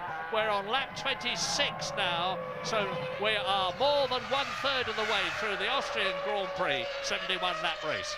Well, let me remind you what's happened so far. Both Jordans stalled on the grid, as did Heidfeld in the Sauber and Mika Hakkinen in the McLaren. At the first corner, the Williams are 1 and 2. Montoya leading well, Ralph staying with him, Ralf Schumacher. Schumacher dropping out then with some kind of technical problem, and then the tyres going away on Montoya's car, tripping over with Michael into turn 2. Barrichello takes over the lead. Then Verstappen was running well. He's had to pit early. He was on a low fuel load, and Bernoldi is out in the arrows. He retired mechanical problems. Truly black flag disqualified for leaving the pits under the red light while the safety car was going past. And Ralph, I've talked about Fisichella, just a retirement early on. Hakkinen and Frentzen never getting up and running in this race after stalling on the grid. As you look at the battle for third position, Kimi Raikkonen in the blue and white Sauber Petronas. Ferrari engine is being challenged by the Ferrari. The Ferrari of Michael Schumacher, who's taken 1.6 seconds out of his 1.9-second lap. And is that a McLaren? I thought it was a McLaren. It was a Minardi. It was Tasso Marquez who was slowing up. And Michael Schumacher now, there he is. There is Marquez in the European Minardi, touring out of the race. Well, he was in 15th position, ahead of Nick Heidfeld, who had the bad start, of course, in the second Sauber. He's still running, now in 15th position, but he is a lap adrift. Kimi Raikkonen continues to resist the efforts, the sterling efforts of Michael Schumacher to get past him, but surely it must be only a matter of time. The Ferrari is quicker, and look at the experience of Michael Schumacher compared with Raikkonen. It'll be interesting to see how Raikkonen handles this. He's been so supremely impressive and confident in these early stages. Michael, great drive there out of turn 2. Surely just in the sweet spot for a good toe all the way down. We know the works Ferrari engine must have more power than the customer Ferrari engine, and there you see it clearly for yourselves. Back into the podium position, Michael Schumacher, who slid off at turn 2 in that confrontation with Juan Pablo Montoya, who is now in the points, incidentally. Montoya, with Verstappen having come into the pits, is now in 6th position. Replay as at the Grosser curve, Schumacher takes 3rd position. Interestingly, Schumacher holding his hand up to Raikkonen to say thanks for letting me through. I think it's really thanks for being mature and sensible about this. I don't think Raikkonen was making it too easy for Michael Schumacher. Michael feeling the need to thank him. And there's Michael lining up. Must have been a replay earlier in the race as he was lining up to pass Panis. Probably getting on for another 20 laps before the leaders come in for their sole pit stop. But the top 6 on lap 29 out of 71. Rubens Barrichello 2.3 seconds ahead of David Coulthard, who is 4 seconds ahead of Michael Schumacher, who is just past Kimi Raikkonen, who is 4th. 5th is Olivier Panis in the BAR. 6th is Montoya, the previous race leader. We are leaving Spielberg, but come back to us soon now. is nog op de baan. En hier het moment dat Rubens Barrichello Jensen Button op een ronde zet. Dat moet toch een hard gelach zijn voor die jonge Engelsman. Vorig jaar nog rijdend voor het team van Frank Williams. Sterk debuutseizoen, Jensen Button. Uiteindelijk die 8e in het wereldkampioenschap met 12 punten. Er een paar goede races bij zitten. 1 keer 4e, 4 keer 5e en een keertje 6e. Ja, nu rijdt hij in de Benetton. Dat is dit jaar geen geweldige wagen. Murti gaat aan de kant voor zijn landgenoot Barrichello. Murti tegenwoordig rijdt voor het team van Prost. Ligt op de 12e plaats. En ook daar is Barrichello nu voorbij. Dat betekent nog 11 wagens in dezelfde ronde.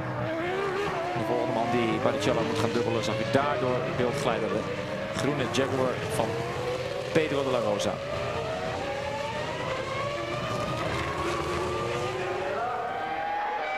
Pitboard voor Michael Schumacher. Verschil met Coulthard. Je ziet het 3,8 seconden.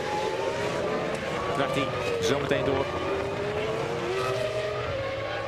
Inmiddels heeft Juan Pablo Montoya weer zijn oude tempo teruggevonden. Dat betekent dat het gaatje met Jos Verstappen wat groter is geworden, namelijk 18 seconden. Voorsprong van Verstappen op Eddie Irvine is 7,5 seconden.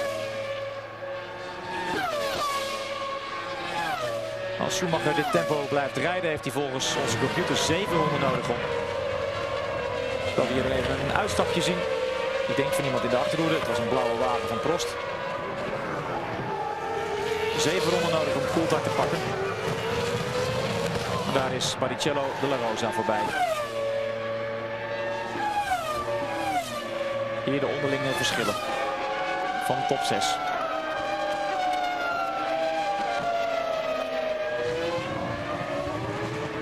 Michael Schumacher die Jensen Button inhaalt. Alsof hij stilstaat. Daar de uitvallers. De laatste was Tazo Marquez. Lap 31 out of 71 in Austria. None of the current top 6 have made a pit stop yet. Rubens Barrichello, David Coulthard is 2.5 seconds behind him. But Michael Schumacher in the Ferrari is now closing on the McLaren in second place. Michael Schumacher's previous lap was nearly a second faster than David Coulthard.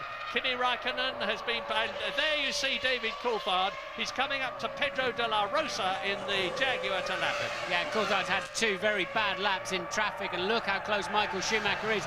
And Schumacher is on that lap 1.4 seconds faster than either Barrichello in first place or Coulthard in second place.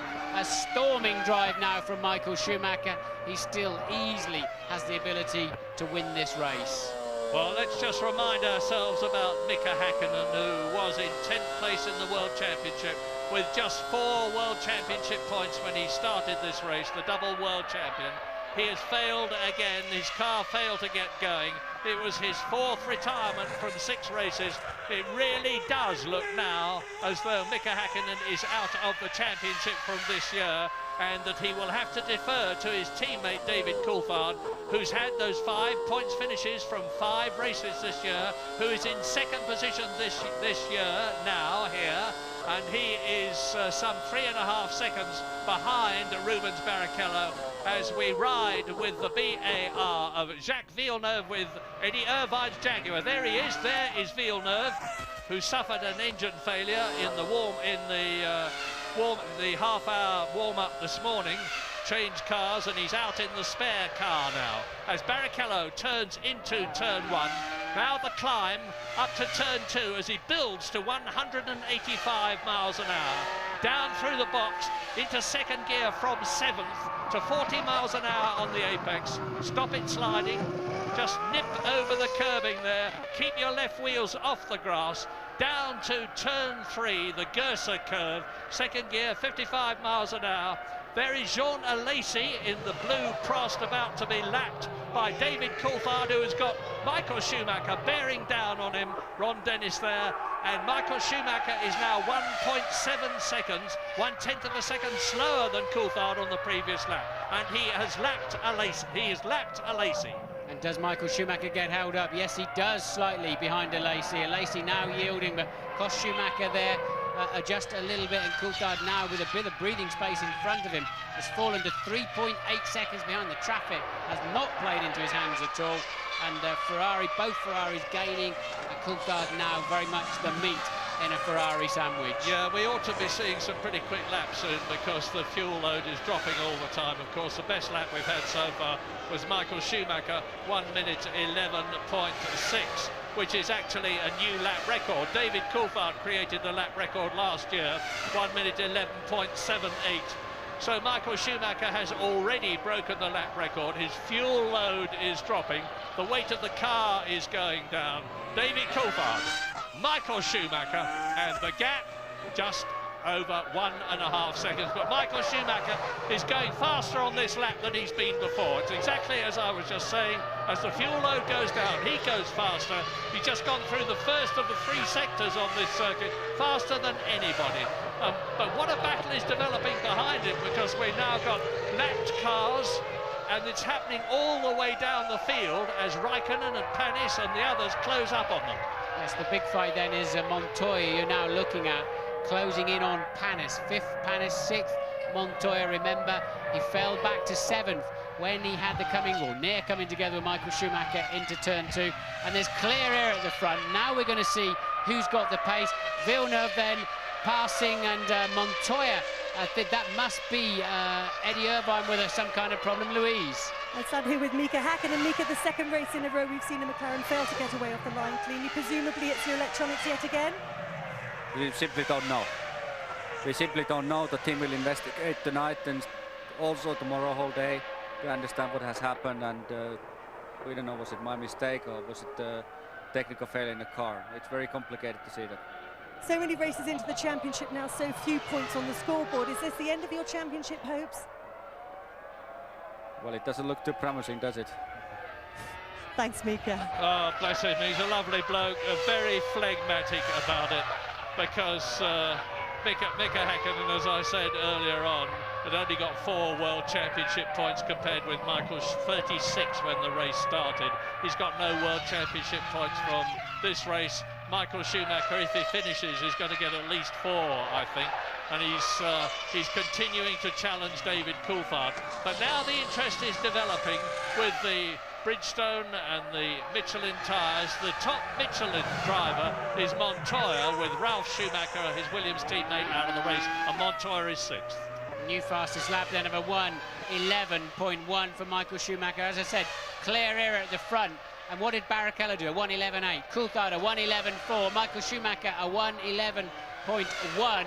So there you can see the pace, and Michael Schumacher, this is critical for Coulthard. He knows that if he lets Schumacher past, surely Barrichello will be told to yield. If it's a Ferrari 1-2, Barrichello will have to yield, and it'll be 10 points for Michael and 4 points for David if he ends up in 3rd place. So he's somehow got to stay ahead of that Ferrari of Michael Schumacher's, so that Ferrari cannot bring team play into it. Yeah, at the present moment, with the Ferraris 1st and 3rd, they're on a potential 14 Constructors' World Championship points, compared with McLaren 6 for David Coulthard. So the gap is extending by 8 points, and Ferrari were already 18 points ahead of McLaren. Ferrari, who won the Constructors' Championship in 1999, but lost the Drivers' Championship, and then they won it again last year, of course, so they're looking for a hat-trick to prove that they really, really, really are back at the top of Formula One, as historically they have been in the past, but they've had major gaps. Now, there is the Sauber diving out to take John Alesi, pursued by Montoya and Panis, there is Montoya. He is in 6th position, and you're looking now at the battle for 5th and 6th, Panis and Montoya.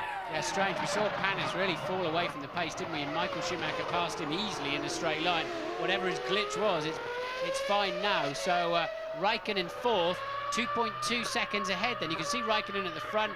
That is a lapped Prost, and Panis coming under pressure. Montoya not close enough up there into turn 3, and they are just 0.4 of a second apart last time past the pits, and it's even less now. So a good scrap then. But look at Raikkonen up there in 4th place, and he clearly is not on a light fuel load. They're 37th. This is the 37th lap of the race. And the Jaguar team mechanics coming out into the pit lane. I would guess it's for Eddie Irvine, who is in 8th position.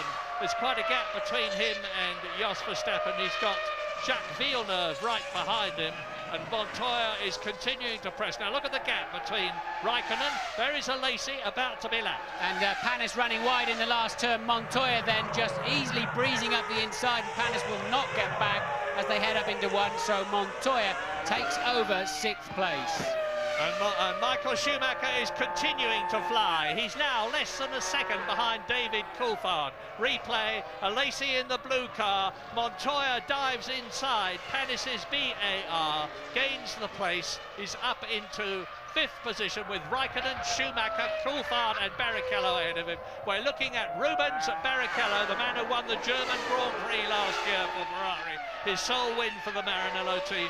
Eddie, and the Jaguar exits the pit lane. Della Rossa it was then that Jaguar were waiting for. So from 13th place, Della Rossa came in for a pit stop. He's been lapped already. Everybody up to Jacques Villeneuve in 9th place has been lapped at this stage of the race, and it's really a head-to-head between Coulthard. It's 11.6 for Barrichello and 11.3 for Coulthard and 11.288, just 0.8 of a second behind then for Michael Schumacher. Not much to choose. So who is behind Schumacher that you're looking at now? Well, Raikkonen is 4th, Montoya is 5th, Panis is in 6th. Those are the points position. Jos Verstappen, who was going so well in 2nd place, is still close to the points. He's 7th position in the arrows, having made 1 pit stop, the highest runner to have stopped. Eddie Irvine is still out there, 8th position. Jacques Villeneuve just behind him is 9th. Jean Alesi, who you've just seen lapped by the 3 leaders, is 10th. And Jenson Button in the Benetton, by virtue of staying out, although he's been lapped, is higher than he's used to this year. He's in 11th position. And here in Austria last year, Jenson Button finished a fine 5th in his first Grand Prix year for the Williams team. Now, Button then in 11th place. Bertie in the Prost is 12th. Both the Prost are still running. Fernando Alonso in the European Minardi is in 13th place, ahead of a lapped Nick Heidfeld and Pedro de la Rosa, who has just been in the Jaguar. As the Ferrari, the McLaren and the second Ferrari complete their 39th lap. We're now into the last third of the race. So Coulthard then once again a fraction slower than Michael Schumacher. The gap remains at 0.8, and they're both homing in on Barrichello. Barrichello now just 2 seconds in the lead as he negotiates the small uphill apex of turn 2, and a Minardi cruising, and that clearly must be Alonso, because Marquez out of the race earlier on. Well, fine drive by Alonso, the very lowly funded Minardi team compared with the top constructors of Ferrari, Williams, Jordan, McLaren, Benetton, of course. And now look at this battle, here it is. On your right, in the black and silver car, David Coulthard, 2nd in the World Championship. And the man who leads him in the World Championship is now big in his mirrors. It is Michael Schumacher. Not much in it, but Michael Schumacher is on the quickest lap of the race at the present moment. He's gone through both the first and second sectors faster than anybody else has been this afternoon. The temperature, by the way, is creeping up. It started at 28 degrees, the track temperature. It's now 33, but still Michael Schumacher goes across the line as we ride with Heidfeld. Now Heidfeld in the Sauber. Let's Martin, talk us through from the driver's point of view. He's heading down into turn 3, and there's locking brakes there because it's a downhill slope and you have to start turning in. You unload the right front as you turn in. So easy to snatch a brake, and it's a question of balancing the car through here and looking for that curb on the outside, getting on the power as soon as you're confident and before you can see the curb.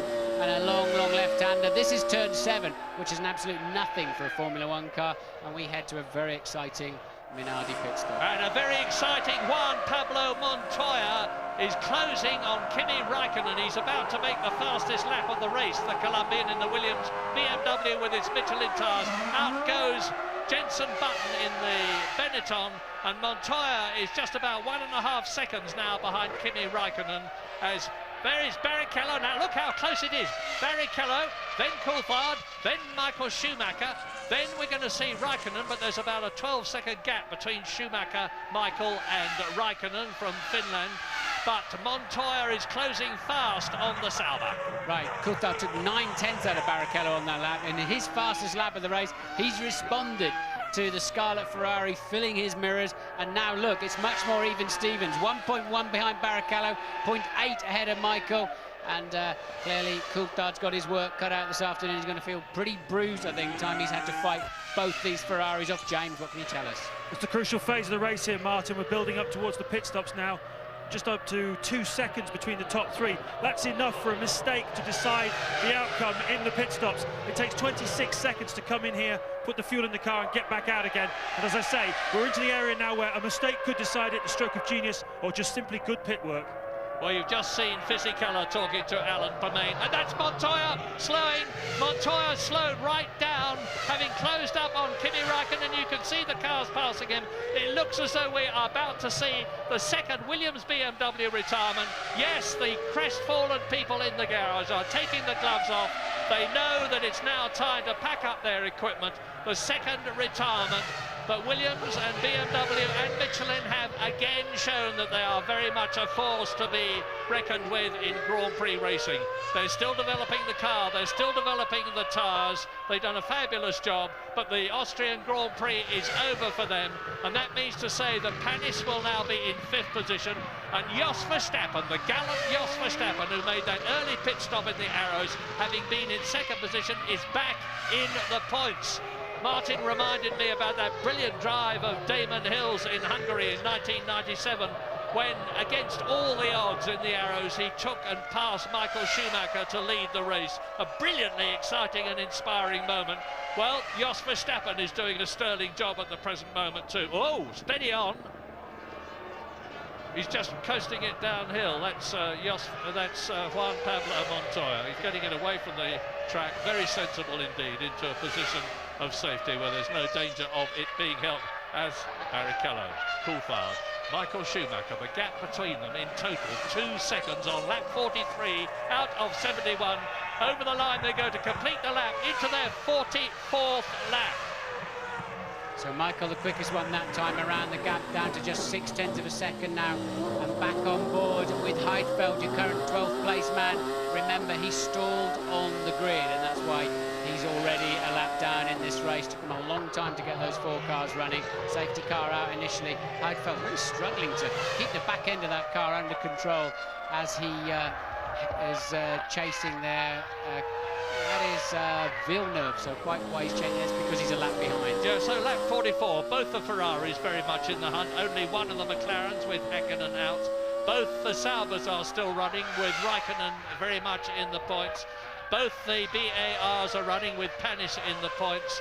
Only one of the Arrows, that of Jos Verstappen, is running. Both the Jaguars, Eddie Irvine is in 7th place, and Pedro de la Rosa is still running. There's the Ferrari men coming out into the pit lane. This is going to be the first pit stop for one of the top 3 contestants, Barrichello and Schumacher, and there is the Michael Schumacher, 3rd position, and Barrichello stays out as he comes up behind the Jaguar. Yes, and he's going to get a clean run up the inside, so that works out well for Barrichello. He'll lose a bit of time having to turn in early, but can Coulthard and David and Michael Schumacher clear the Jaguar before turn 2? Any little tiny piece of traffic, and there's a bit of gamesmanship, isn't it? They've gone back in again. Any tiny piece of traffic, look, and it has delayed them slightly, is absolutely critical at this stage. As James said, the pit stop will be critical, and the in and out laps will be equally as critical. Panis in from 5th position. The gap between him and Verstappen was 22 seconds. The gap between him and Raikkonen ahead of him was 11 seconds. And so there is Jean Alesi coming in the Prost from 9th position, as out goes the BAR of Olivier Panis. Looks like a good stop, that. 5th position. He may well have retained the... No, I don't think so. I think that Verstappen's probably got through, but Verstappen, of course, has got to make another stop, whereas Panis will not. And James, can you update us? Well, Murray, you called it a piece of gamesmanship. It's exactly what it was. The Ferrari mechanics coming out. McLaren guys looking ready to respond. It's like a chessboard. They know, these mechanics down here, they know that they could well decide the outcome of this race. It could swing any one of 3 ways. Fantastic atmosphere. I can't remember a race which would hinge just as this will hinge on the pit stop. Well, there is Panis back in the hunt in the Honda-powered BAR. Both the Jordans are out, of course. There's 4 Honda-powered cars, the 2 BARs and the 2 Jordans. A tremendous battle between them all the way through the season, because they both want Honda patronage next year. And Jordan, I would have said, had got the best chance, but BAR are doing best here, and Ferrari are out again. And then we didn't see the last lap, but Barrichello lost a half a second to both Coulthard and Schumacher. There you can see they're much closer, and I don't think they're sandbagging this time. I believe one of the Ferraris will definitely be in the pits this time around. Which one will it be? Verstappen is in the pits for his 2nd stop too. Will it be Barrichello? Will it be Michael Schumacher? There's 9/10 between the 3 of them. How far can Coulthard go on his fuel? And it's Schumacher. Schumacher in the pits.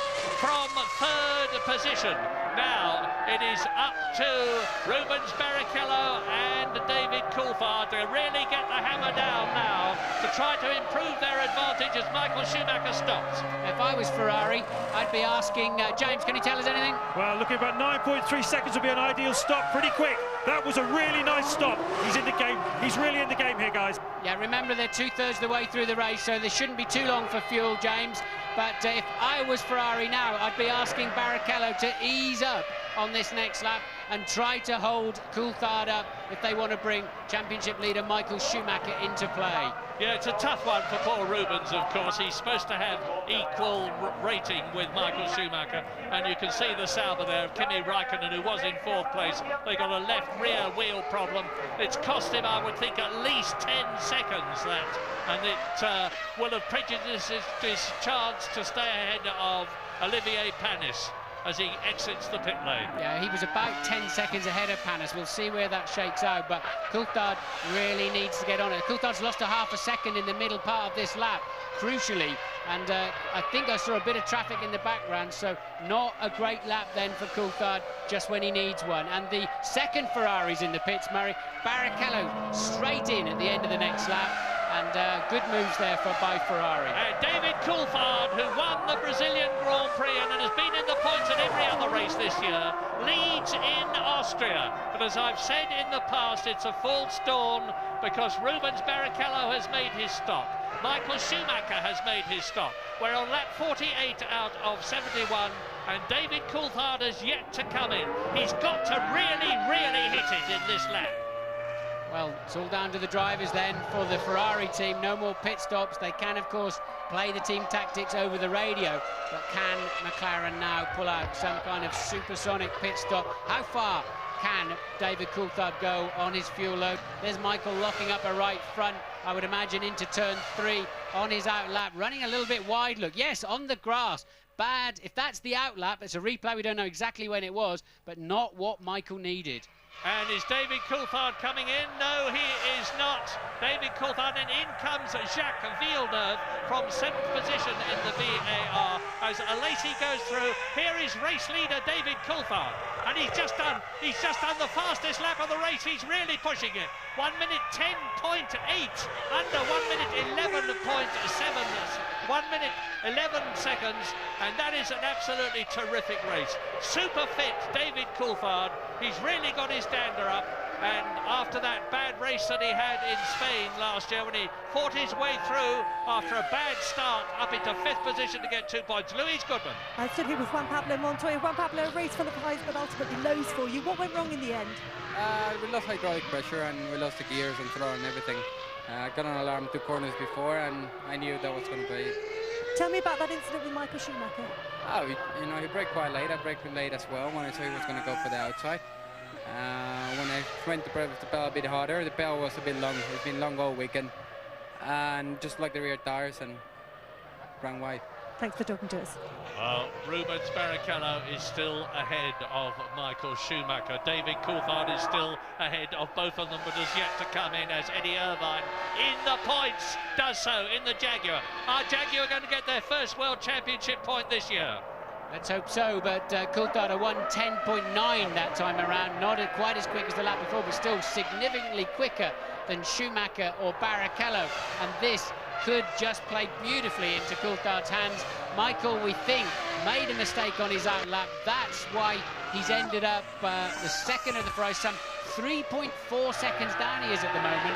So that gives Coulthard a bit of breathing space. But yes, look, here they come. Can they launch Coulthard back onto the track ahead of Barrichello? Schumacher slightly out of play at this time. Traffic in the way. Crucial lap. What drama as the McLaren mechanics with the tyres in the heaters when they brought them out. They've got those heaters off now, and Jean Alesi is in front of David Coulthard. He must move over and let the McLaren through, or David Coulthard is being balked and loses time, and he gets past as he comes down to turn 8 in this 9-corner circuit and into the pit lane inside the white line. And that is Rubens Barrichello. who is in second place with Michael Schumacher behind him, David Coulthard, James. It's going to be very marginal, we all know that. He had a 25.2 seconds lead, but of course his stationary time will be less. He's taking less fuel on board than the two Ferraris did. Did he do enough on his in lap? He's revving the engine, gunning the engine, 8.0. He might well do it. Well, he's down the pit lane now. He's at the speed limit at the moment now. Look for the Ferraris on the right, and it looks as though David Coulthard is going to do it. He's coming up to the uphill section, and I cannot see the Ferrari yet. Yes, look. David Coulthard still leads. Barrichello is second. Schumacher is still third. Now, David Coulthard has got to get the remaining heat into those tyres, but it looks to me as though he is safe. He's now lap 51 out of 71. 20 laps to go. If David Coulthard wins this race, it is going to be an absolutely magnificent drive. From 7th on the grid after that bad qualifying session yesterday. But now all the top 3 men have completed their single stop. He'll be 3 or 4 corners, getting his tyres up to full operating temperature, understanding exactly the car that's underneath him. And then I think Coulthard has the faster car this afternoon. They're all on exactly the same fuel load, of course. They're all fueled to go just to the end of this motor race. Coulthard has track position. It takes any teamwork of him being scuppered behind the Ferraris out of play, of course, and that must be, is that Della Rosa? It's Eddie Irvine. It's Irvine, is it? Pulling... no, it's Della Rosa, sorry. Yeah, Della Rosa pulling out of the race. He was down in 12th place. And, of course, now Ferrari can still ease Michael up into second place. But Coulthard and McLaren are now controlling the race. Well, now, what are going to be the Ferrari orders as off goes Villeneuve? Pit lane speeding penalty, 10 seconds. It's going to cost him while he's stationary, plus the time that it takes him to get into the pit lane, slow down to that mandatory 50 miles an hour and then accelerate out again. He was in 8th position. He's going to lose the place. No, he may not, because John Alesi was 53 seconds behind him. Good news for Kimi Raikkonen in 4th place. That long pit stop when they couldn't get the left rear on still enabled him to stay in 4th place. So Coulthard leads by 1.3 last time around. And Michael Schumacher from Barrichello. Michael Schumacher 3.1 seconds further behind Raikkonen, 25 seconds behind in 4th. Panis 5th, Verstappen in the final points scoring position. We'll be back very shortly. Barrichello kan natuurlijk gewoon frank en vrij gaan aanvallen zometeen. Hij is niet de man die wereldkampioen moet worden bij Ferrari, dat is Michael Schumacher. En wie weet kan hij in één moeite door, dus wellicht als het misgaat, Coulthard meesleuren in zijn val. Oei, Coulthard er eventjes naast de baan. Barrichello zal het zeker gaan proberen. Daar komt Villeneuve, stop en go. Misschien te hard gereden in de pits. Wie zal het zeggen?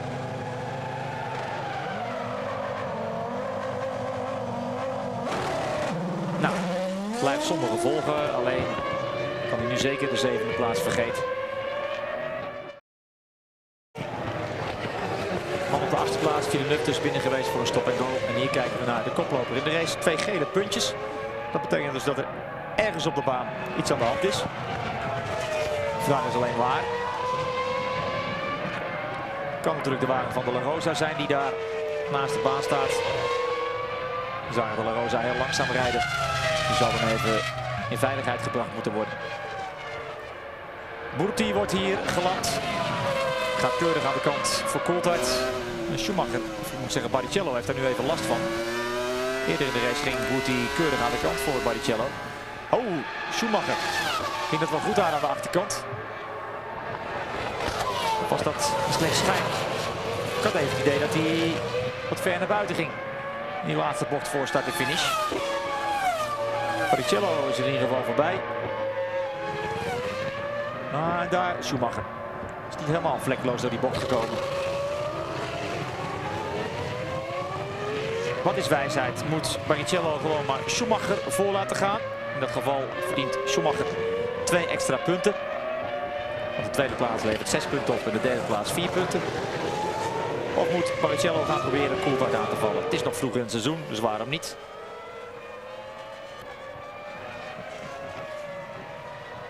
Dan let zo meteen op. Lap 54, replay, and Michael Schumacher nearly goes off. He's just managed to collect the Ferrari, but he's lost time. And Rubens Barrichello is on a tremendous charge. Look at him, second place, and he's only a second behind David Coulthard. Look back, and you see Michael Schumacher. What are going to be the Ferrari team orders? Are they going to let Rubens Barrichello stay ahead? Well, Michael, we've now seen 2 mistakes from him in the last corner last time around, and also on the outlap that scuppered any chance he had of taking the lead. Remember, they were nose to tail virtually as they went in for the pit stop. But Coulthard has not got 10 points in his pocket at all yet. For whatever reason, on this set of tyres or in this stage of the race, he has not appeared to have that advantage over Barrichello. In fact, it's swapped around now. Barrichello, the faster by 2 or 3 tenths of a second, and it's Michael who can't quite keep up with him. Yeah, it's amazing, this Formula One business. Remember David Coulthard, we showed him before the race began, when he was talking about his awful 7th position on the grid for him. And he said, but never mind, you don't get points for where you go on the grid. You get points for where you finish in the race, and we could still win it. That is optimism and determination. He could still win it. He's on lap 55. He's got 16 of these 2.7-mile laps to go. But Rubens Barrichello there in the Ferrari is trying for his 2nd Grand Prix victory. The first one that he had was at Hockenheim last year when he came from 18th on the grid to win the race in appalling weather conditions. I think the McLaren doesn't work as well with a fueler. Remember at the beginning of the race, Coulthard passed by Verstappen, struggling to hang on, yet set a new fastest lap and a new lap record just before his pit stops on very low fuel. And he'll be very relieved to find, and there he is running wide in turn 1 again. He'll be very relieved to find that he was actually a few hundreds faster last time around than his pursuer Rubens Barrichello. Michael Schumacher also now getting up to full racing speed. Yeah, you don't get points for the fastest lap. I think you ought to do personally, and one for pole position. That's my personal opinion. But David Coulthard nearly a second faster here today than he was last year when he put up the then record lap.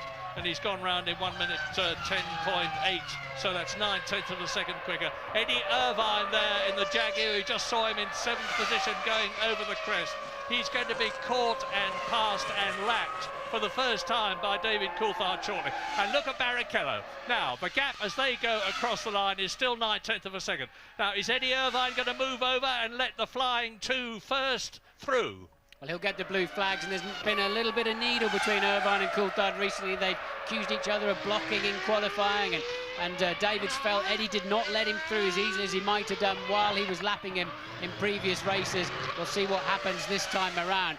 But Barrichello and Michael Schumacher now was at 1:11, half a second quicker than Coulthard. Coulthard's got his work cut out. I think we're seeing a little bit here also of it's much easier to chase than be chased, especially on this racetrack. The fine line between loads of grip and the limit of the racetrack and a dusty trip through the gravel traps is absolutely tiny, and Coulthard then trying to keep it on the road, but those Ferraris are not going to let him have it easily. Right on, lap 57 now out of 71, 12 of the 22 starters left.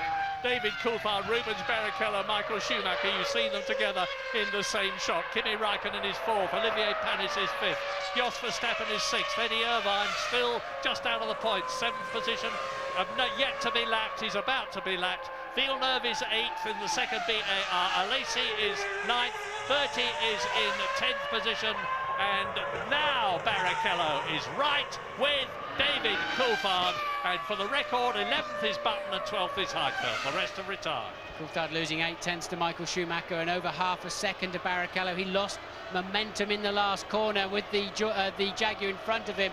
Barrichello having a clean run, and this is the net result. Coulthard needs to get the hammer down now. He needs to try to get himself a 1.5 seconds advantage. This next 5 laps is his opportunity to reassert himself in this race. At the moment, he's on the defensive. That's Räikkönen 4th. Michael Schumacher on the previous lap was faster than Barrichello, faster than Coulthard. The gap is down to 2.7 seconds between Coulthard leading, Michael Schumacher 3rd position.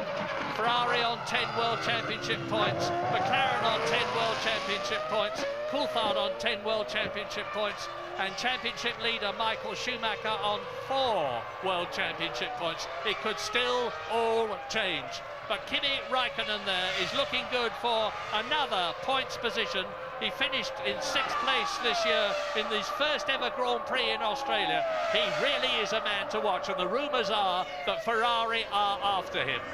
1:11.5 that time around for Coulthard, and quicker than Barrichello. It's really toing and froing up the front. Coulthard leads by 0.9. Michael Schumacher further 3 seconds behind. We're going to take a very short break. We'll be back to see how the final stage of this race unfolds. Via overwinningen van Niki Lauda in 84 met de McLaren Porsche. Daarna in 85 en 86 Alain Prost, ook met de McLaren Porsche. In 98 Häkkinen met de McLaren Mercedes en vorig jaar dus ook Mika Häkkinen. Let op, Schumacher. Gaat zo meteen even wilde gebaren maken naar Eddie Irvine.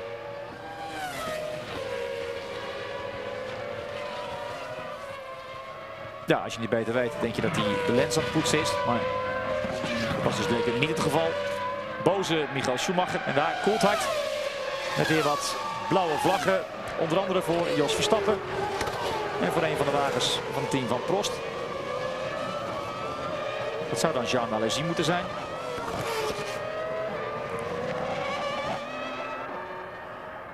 Die gaat netjes aan de kant. En wat doet Jos zo meteen? Jos nog altijd liggend op de 6e plaats. Een voorsprong. Nu een veilige 8 seconden op Eddie Irvine. Krijgt zo meteen de blauwe vlag.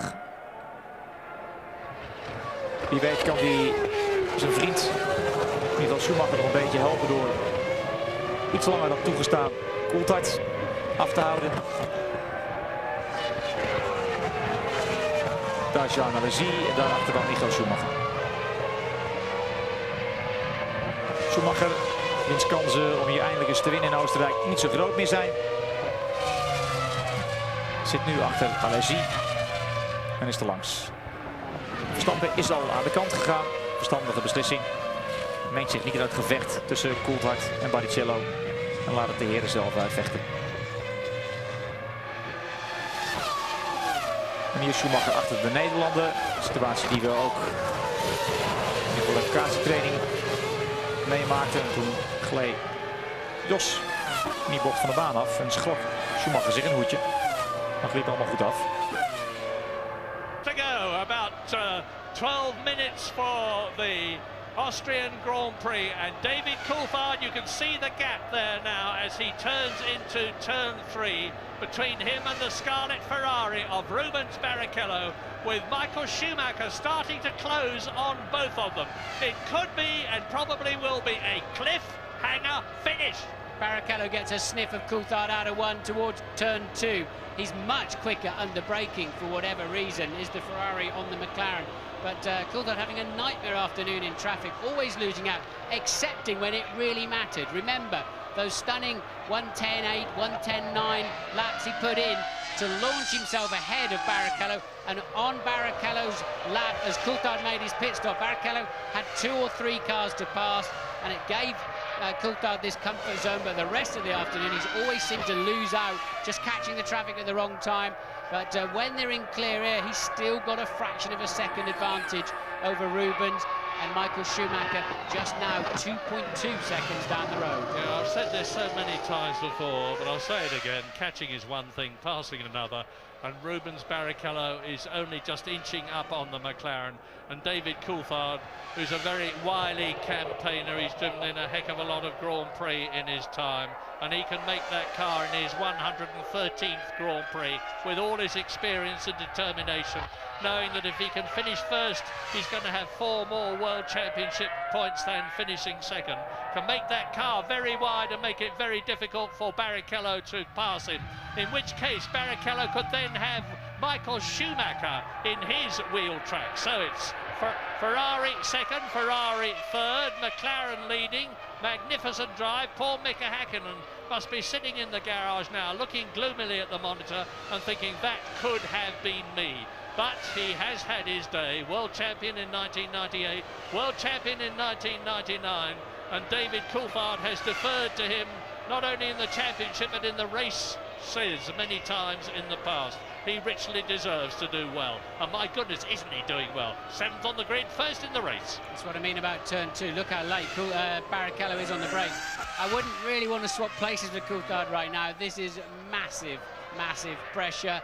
The whole of the corporate world of McLaren and Mercedes-Benz and a couple of $100 million worth of annual budget sitting on his shoulders. He's got to drive it on the ragged edge. One slip and he'll look silly. If he cruises too much, he's going to be eaten alive by the 2 prancing horses that are menacingly galloping along behind him. Can Coulthard keep his head under pressure? He has done before.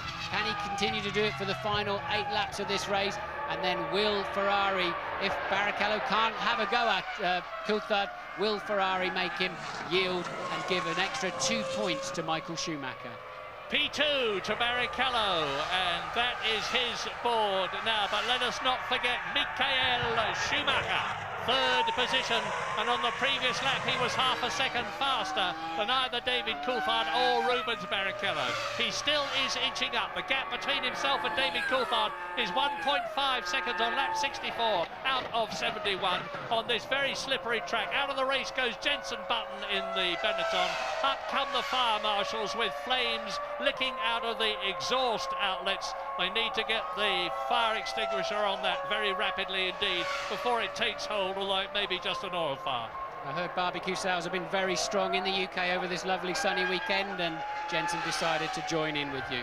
From 12th position, only 11 left now. Heidfeld is left, he's 11th, he's been lapped twice. Bertie is 10th in the Prost, he has been lapped twice. Lacey is 9th, both the Prosts are still running, he's been lapped twice. Jacques Villeneuve is 8th and has been lapped. Irvine is 7th and has been lapped. Jos Verstappen is 6th, has been lapped. Only 5 cars are on the same lap, which is lap 64, and 3 of them are virtually together. This is the replay of the engine locking up and spinning Jenson Button out of the race, engulfed in flames at the back. They die down pretty quickly. He's out of the car, he's okay. Engine seized, there may be some oil, and that is Luciano Berti then spinning himself out in turn 1. That is not where Button went off. I'm wondering if there's any oil where Button went off. To let Heidfeld through, and they were on the same lap. So the Saubers are now 10th position for Nick Heidfeld and 4th position for the magnificent Kimi Raikkonen, as Michael Schumacher is now bearing down Joe Ramirez on the left. The veteran man at McLaren is one of the top people in Formula One, absolutely enthralled with how his man is doing. His man being David Coulthard, lap 65, and the Scot from Twynham with the Salter proudly on his helmet. I cannot find the words to say what a superb job David has done and is doing to resist the pressure now. But now we're getting to the crunch point. Is Rubens Barrichello going to move over and let Michael Schumacher take up the attack? Because Schumacher is lapping faster than Rubens Barrichello, only a 1/10 of a second or so, but every 10th counts. Turn 1, Coulthard, turn 1, Barrichello, turn 1. That's how close it is. Michael Schumacher. Isn't it amazing? 3 different drivers, 2 teams, a totally different philosophy, different engines. The whole ethos of Formula One is you must create your own car, and that's why they're so different despite very tight regulations.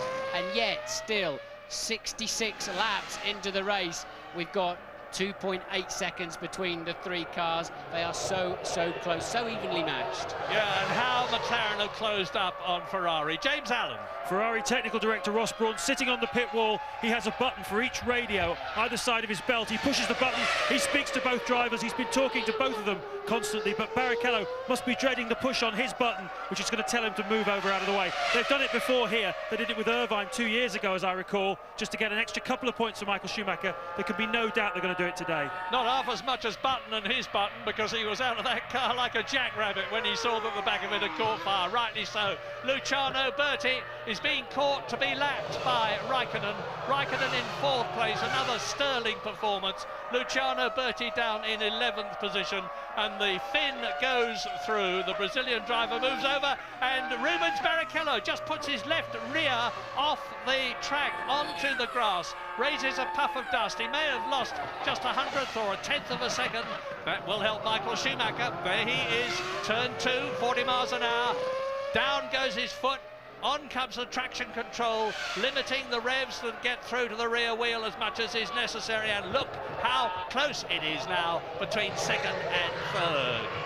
2 Ferraris together. I say again, 10 World Championship points for the Ferrari team, 10 World Championship points for the McLaren team if they stay where they are. This is lap 67, 68, 69, 70 and 71 to go.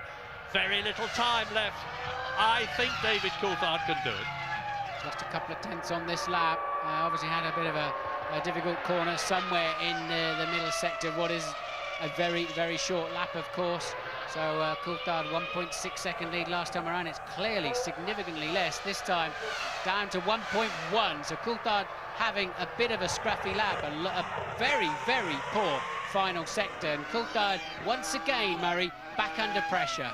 Yeah, back under pressure, but he is the man to resist it. He knows that that clear track ahead of him means that he can choose his line. He's not got any problems in closing up on people at the present moment. If he can keep it cool, stay on the racing line. The speed differential between the McLaren and the Ferrari is not enough. Maybe we're going to see why it was a scruffy lap, although I think this is up into turn 1.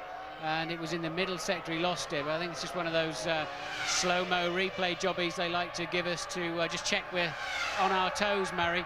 But Coulthard again then slower in the first sector of this lap. We'll be getting the second sector up on our computers anytime soon.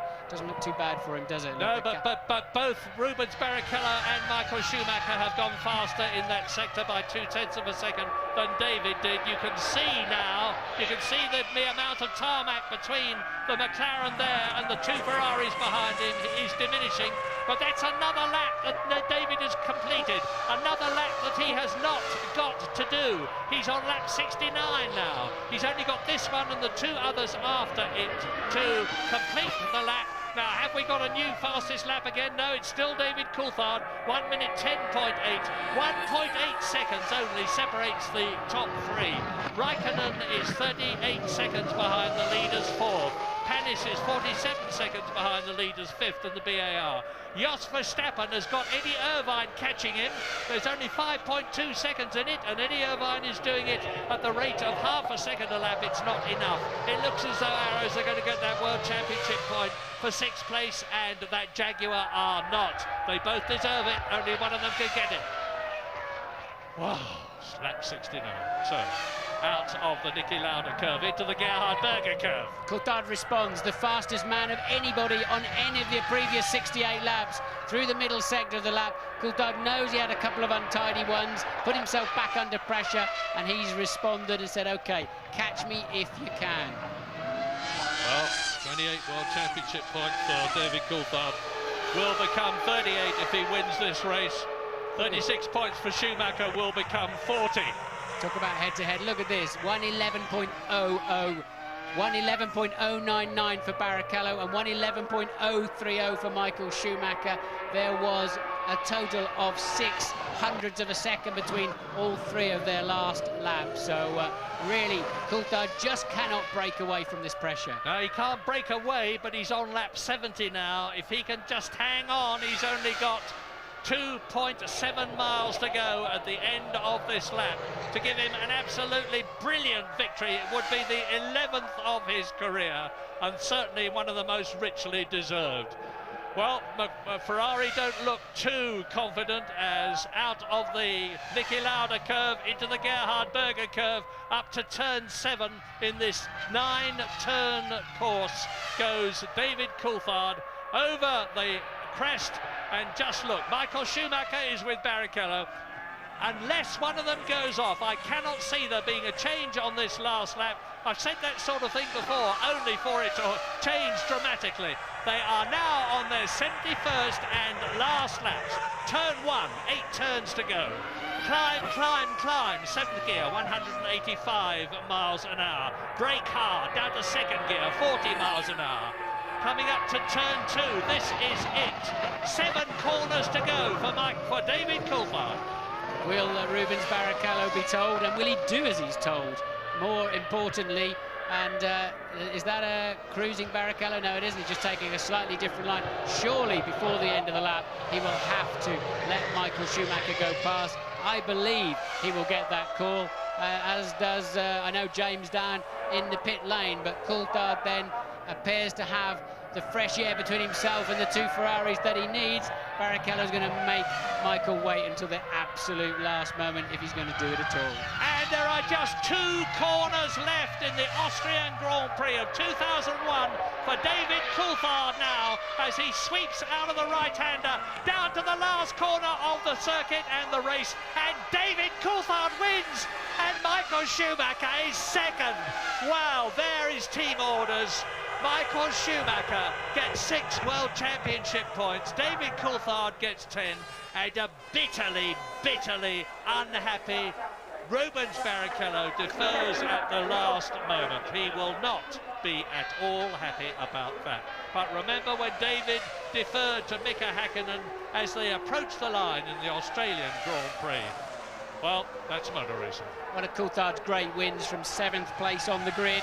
I don't know what the opposite of brain fade is, but surely Coulthard was the master this afternoon, and really a stunning drive from him. Did what he had to do when he had to do it, kept his head under supreme pressure. Barrichello will be on the podium with a face like a wet Monday morning, and deservedly so. I think with a little bit more luck in the traffic, he could have won this race. And there is the synchronised swimming act of Ferrari as Michael crosses the line a half a car ahead of a inevitably disgruntled Rubens Barrichello, who made him work for it, look, didn't he, right to the last few metres. Absolutely. Well, there's nothing new about it. I remember when Senna in Canada moved across at the last moment rather grumpily on orders from Ron Dennis to let Gerhard Berger win the race. And this is a team sport, I keep reminding people, and the team knows that Michael Schumacher has got a better chance of winning the World Championship for drivers than Rubens Barrichello has, because Michael Schumacher had 36 points when this race began.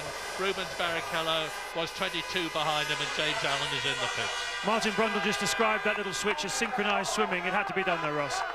Well, we got a championship, and we were hoping Rubens could have a go at him, but it just wasn't quite there. And obviously the starts were our main problem. It was a good race, but not the way we wanted it. It was a very good race, and for once, McLaren, not for once, they've done it a few times, Stu, they actually did you on the strategy in a way, didn't they? The pit stops, they ran it, they got the lead, and they managed to keep it. Well, it wasn't a voluntary choice. I mean, obviously everyone's running to maximum capacity, and I think coming with McLaren, that was as far as we could go, so there was nothing much else to do. And Montoya obviously screwed Michael's race, so we wouldn't have been in that position, but it's a motor racing. Road racing, so we'll recover. Thanks very much, Ross. Well, Michael Schumacher started this race 8 points ahead of David Coulthard. He is now 4 points ahead of David Coulthard as a result of that superlative drive by the Scotsman and Rubens Barrichello deferring on team orders to Michael Schumacher. You've heard Ross Brawn say why. Barrichello is still in 3rd position and Ralf Schumacher is still 4th. Nick Heidfeld is still in 5th position and Jarno Trulli is still 6th, but really that's of academic interest. From now on, it looks as though the 2001 World Championship, as we go to Monaco in 2 weeks' time for the 7th out of 17 races, is going to be down between Michael Schumacher and David Coulthard.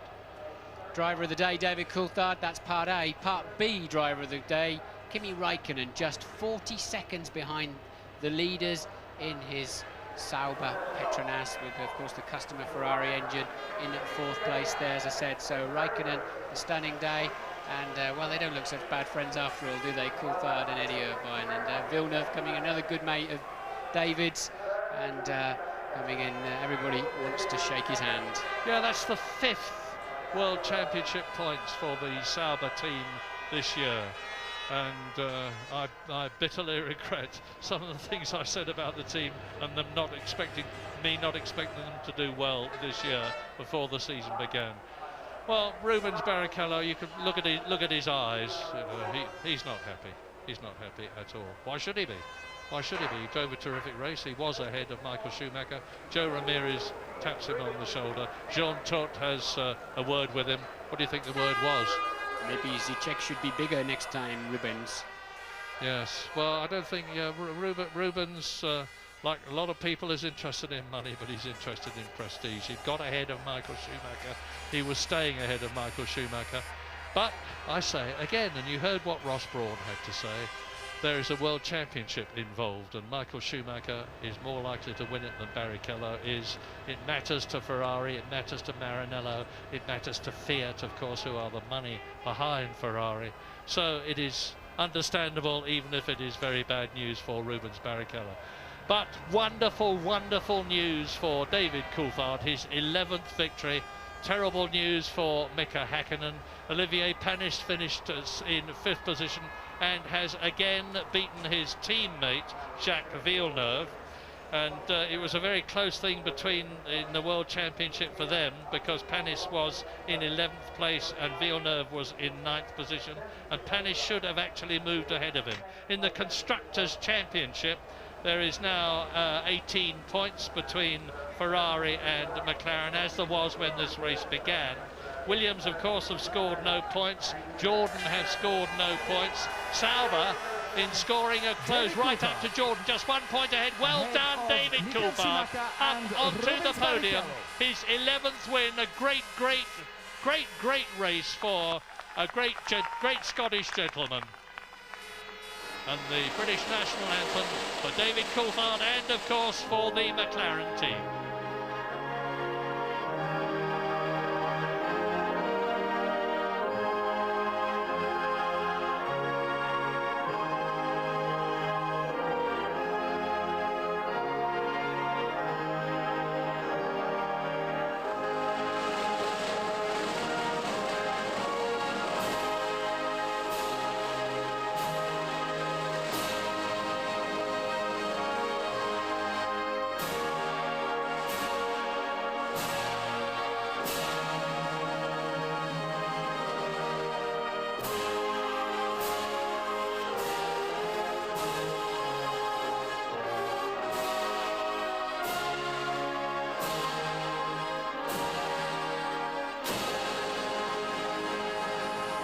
Now the end of a great race, which was won by a Mercedes-Benz engine, and a very serious word here.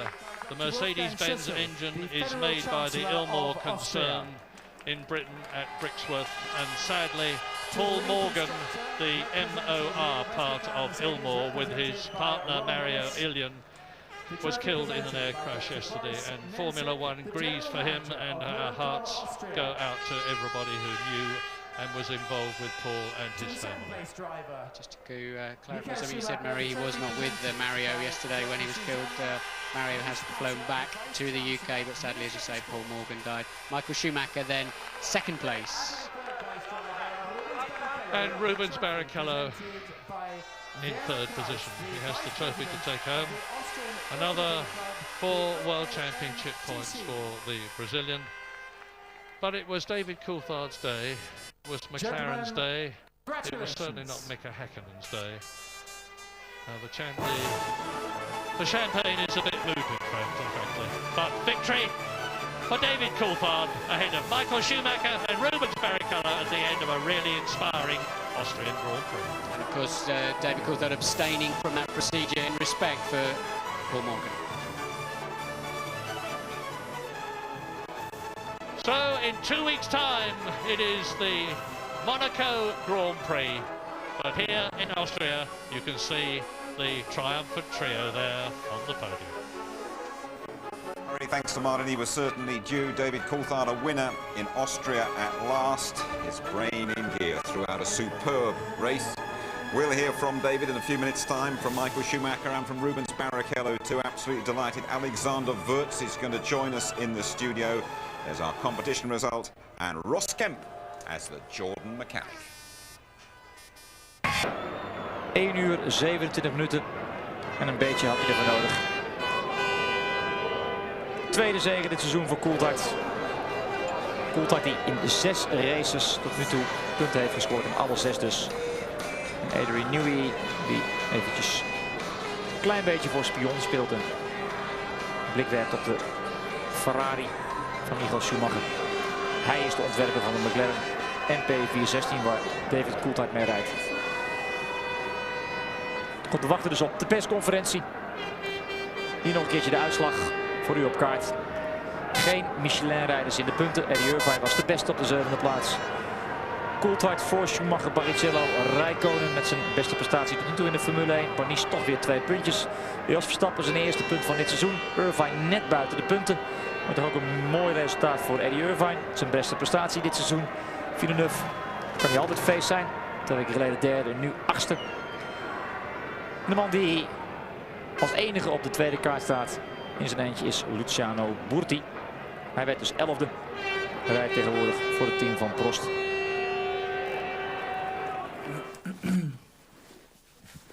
Congratulations, gentlemen. First, second and third in the Austrian Grand Prix. David Coulthard, the winner. Michael Schumacher in second. And Rubens Barrichello in third place. David, Mika Häkkinen said earlier today that it's a very sad weekend for McLaren. But at the end of it, you brought at least some cheer to the team. Yeah, and that's just to explain why I wasn't spraying the champagne. For those at home who don't realise, we lost a very important member of the team, Paul Morgan, this weekend. And winning this Grand Prix, I think, is a big boost for everyone in the team. Now, looking at the way the race ran, you ran an incredibly long first stint, longer than anyone else, and then you emerged in the lead. Was that the tactic from fairly early on in the proceedings? Yeah, from where I was in the grid, obviously having qualified 7th, it was important to start heavy and just to have the options open depending on how the race went. I was able to lean the engine out early on after the first few laps and save quite a few laps of fuel, as well as obviously with the safety car, and that enabled us to go quite long. David, thank you very much. Michael, you didn't have the dream start to the race from pole position. You were led away by both Williamses. Can you put your finger on why you dropped back? Not really. We had some kind of problem.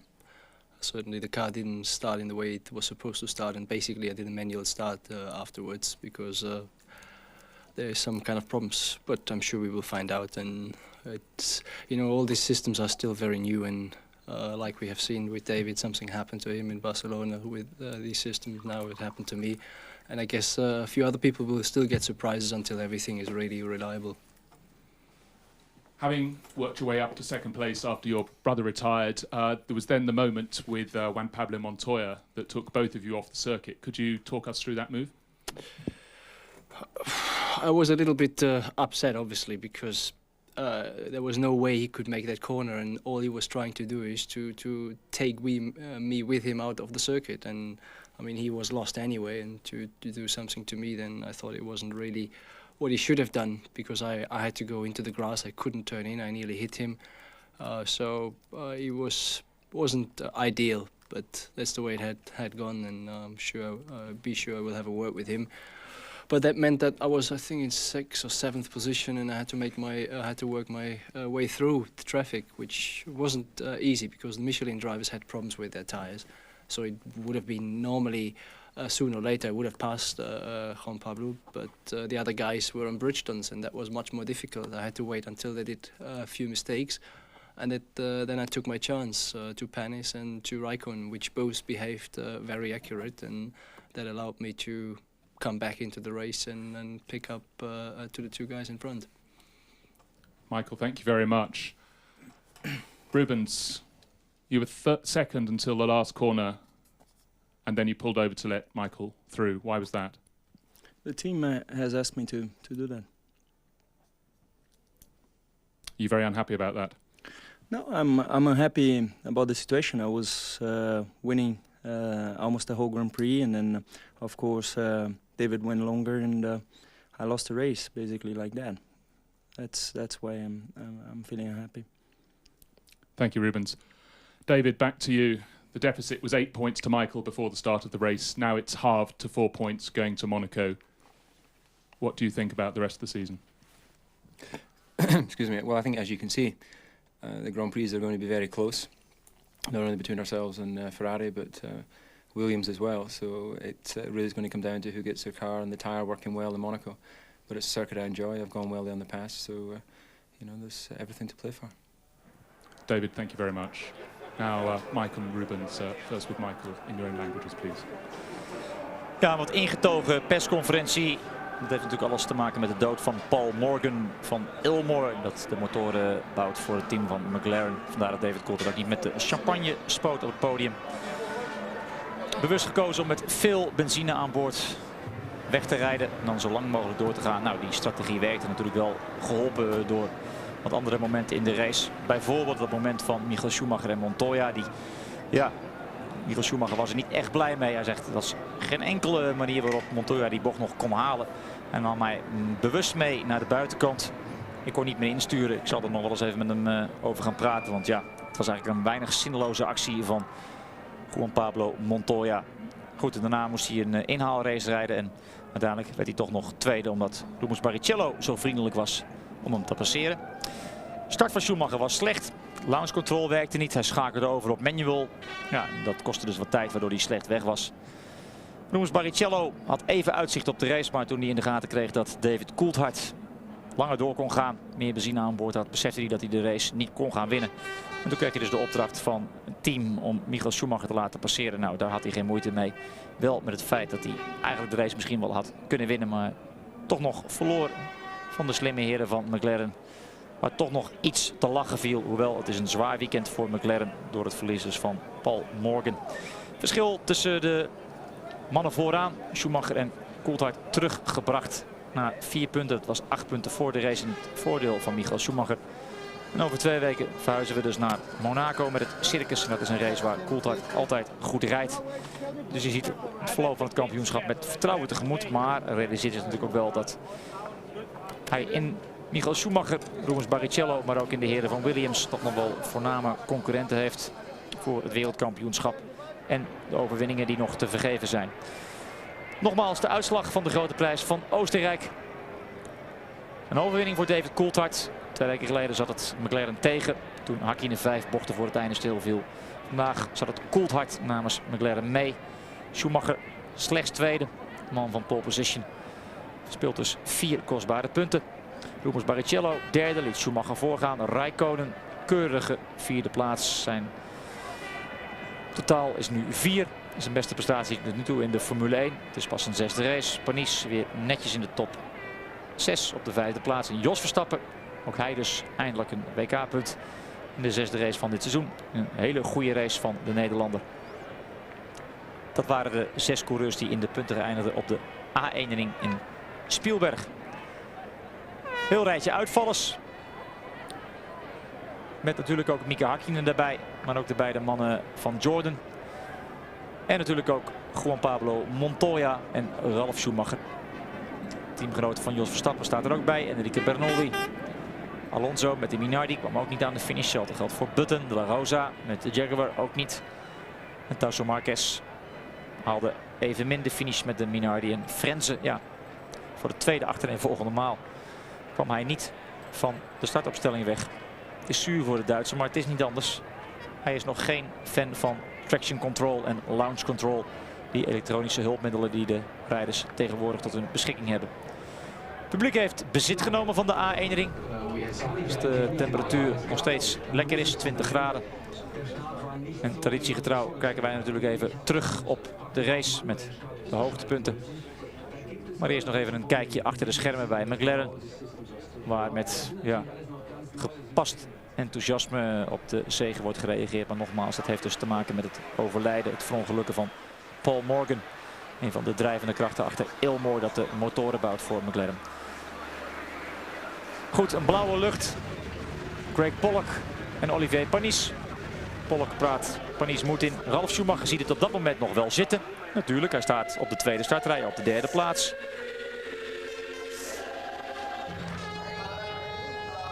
Het zangkoor paraat. Lauda heeft er zin in. Moedigt Schumacher aan. En dan die start. Schumacher is heel slecht weg. Dan blijven de 4 man maar liefst staan. En kijk eens hoe Verstappen slalomt naar de voorste regio. Een hele goede start van de Nederlander. Dan hebben de twee mannen van Williams dus de leiding te pakken. En dan is er op dat moment nog alle reden om te juichen bij het team van Williams.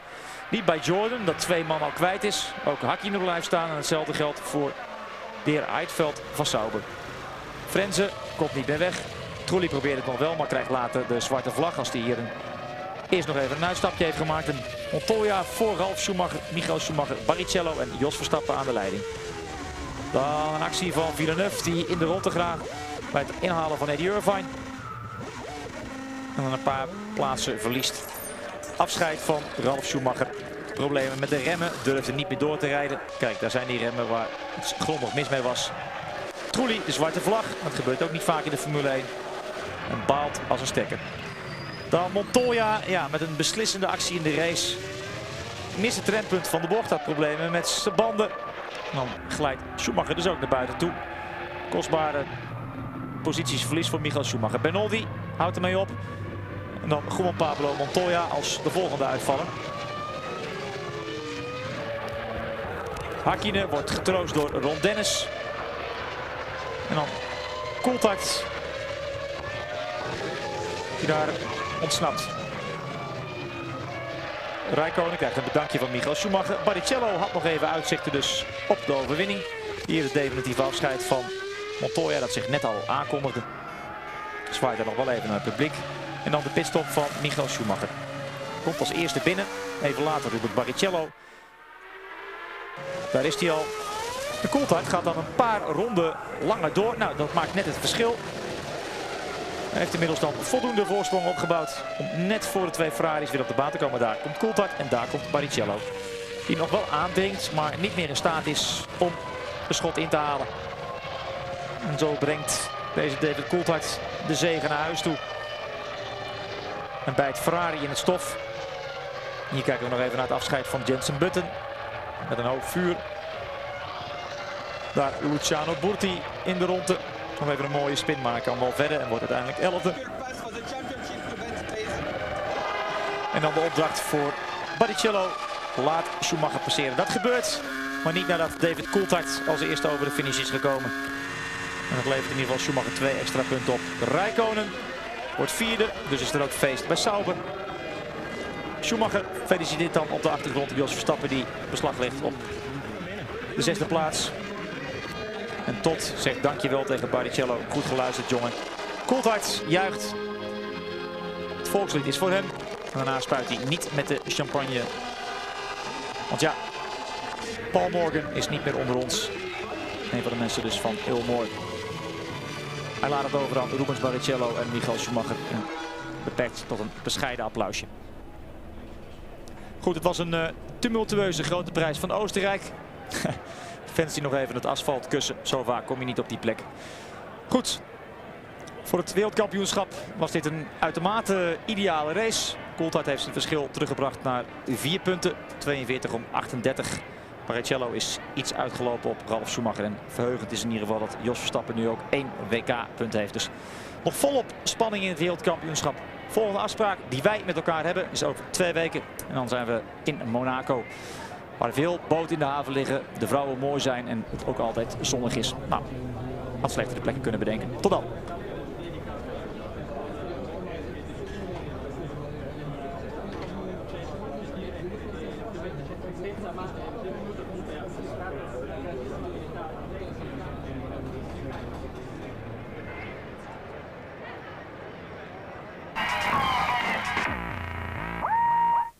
Welcome back to the A1 ring. David Coulthard has kept up his charge to become champion of the world with a brilliant victory here in Austria. Let's just confirm the top 6 for you. David Coulthard, 10 points for him. Michael Schumacher just nipping past Rubens Barrichello in the last 30 metres or so. Second and third, the Ferraris. Kimi Räikkönen, rookie of the year beyond any doubt, scoring more points for Sauber. Olivier Panis registering 2 more for the British-American racing team. And Jos Verstappen, the Dutchman, making his point for the Arrows. And this is how the championship looks after 6 rounds. Just 4 points separate Michael Schumacher from David Coulthard. So consistent all season. Rubens Barrichello in 3rd place, Ralf Schumacher 4th, then Heidfeld and Jarno Trulli. Absolutely delighted to Alexander Wurz, native Austrian, McLaren test driver, is joining us. You must be very, very pleased the way things have gone for your team today. Oh yes, it was a fabulous race win. I must say, even in Barcelona already we had a really good strategy, but also today it worked brilliant for David. The team did a great job, and I really want to congratulate all the team, but especially also the people back in Woking, because they are preparing the base for us, and we are scoring wins. That's great. We're going to look back at some of the key moments of this race in a few minutes' time, but let's get straight to the press conference. It's going to be really interesting to hear from the top 3 drivers. Here they go. David, Mick. I'm feeling happy. Thank you, Rubens. Here we are, McLaren team boss Ron Dennis is now waiting to have a word with us. Good afternoon, Ron, and many congratulations on David's success today. You must be pleased with that on I know what is a very bitter, sweet weekend for you all down there. I can hear nothing. Oh, Ron, I'm sorry. Can you hear me now, Ron? Is Jim Rosenthal in the studio? Hello, 1, 2, 3. Okay, we've got 1 or 2 problems getting through to Ron Dennis. I'm sure we'll sort that out very shortly for you. I don't think we'll have too many problems, Tony, just having a look at the start of this race. I'm sure Ron Dennis won't be too happy to see it again, because Mika Häkkinen, one of 4 drivers left stranded. I mean, you look at it from the aerial view there, massive blockade, because at 5th place, truly, towards the front of the grid. Then you had Heidfeld, then you had Häkkinen behind him. Look at it from the rear view as well. Everybody did brilliantly to avoid those massive concrete chicanes just sitting there like that. And it just goes to show, you know, the gizmos not working, the frailties we've been talking about in the electronic systems, left people just sitting there. And Michael's just revealed that he had to go for a normal start. He couldn't use his launch control. How much harder is it, Alex, for you to start the car with launch control? When it works, it's not hard at all, because you just take the finger off. But it's a bit hard for the driver's mind, because you have to rely 100% on the system. But we see, I mean, here the pictures are, everything went fine here, but it was quite close. As you say, everyone reacted quite quick, the marshals with the yellow flags. Here you see it works brilliant on Ralph's car, on the Williams. Both Williams go away. But it's not easy, and as Michael said, it needs a lot of time to work on this system.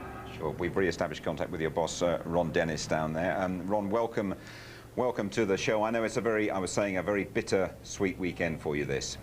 Yeah, weekend of mixed emotions, really. Obviously, there's nothing that you can really say when you lose an important member of the team. But more than his membership of the team is his friendship. You know, we're a very close-knit team. People think we're grey, but in reality we're a very human organisation that really cares a lot about all of the people that contribute. And of course, Paul Morgan was a leading member, one of the 2 people who run and function Ilmore, and he's going to be badly missed. David Coulthard has already paid tribute to him in the press conference. Of course, all our sympathies go to Paul Morgan's family and friends. But to move to the race, Ron, which I would like to talk to you about. We're talking to Alexander Wurz here about the start and about what happened to Mika Häkkinen there. What are your views on that? Well, I think you managed to get me into trouble last time, actually. But so I'm not going to jump into saying what we think it is at the moment. We don't have absolute certainty as to the cause. But clearly it was associated with the launch control system, and we're not absolutely certain whether it was the system or the driver at the moment. But one thing we will do is we'll let everybody know as and when we know, and that requires a very careful study of the data. Okay, I won't pick your brain any further on that one then. But what about the way David Coulthard drove to victory here for your team? I mean, terrific concentration on, particularly in those last dozen laps or so. Indeed, you know, we obviously had a pretty poor grid position, and that meant we had to really go as long as possible. When we were stuck in the traffic, we conserved some very valuable fuel that allowed us to push very hard in the 3 or 4 laps that separated Ruben's pit stop from David's.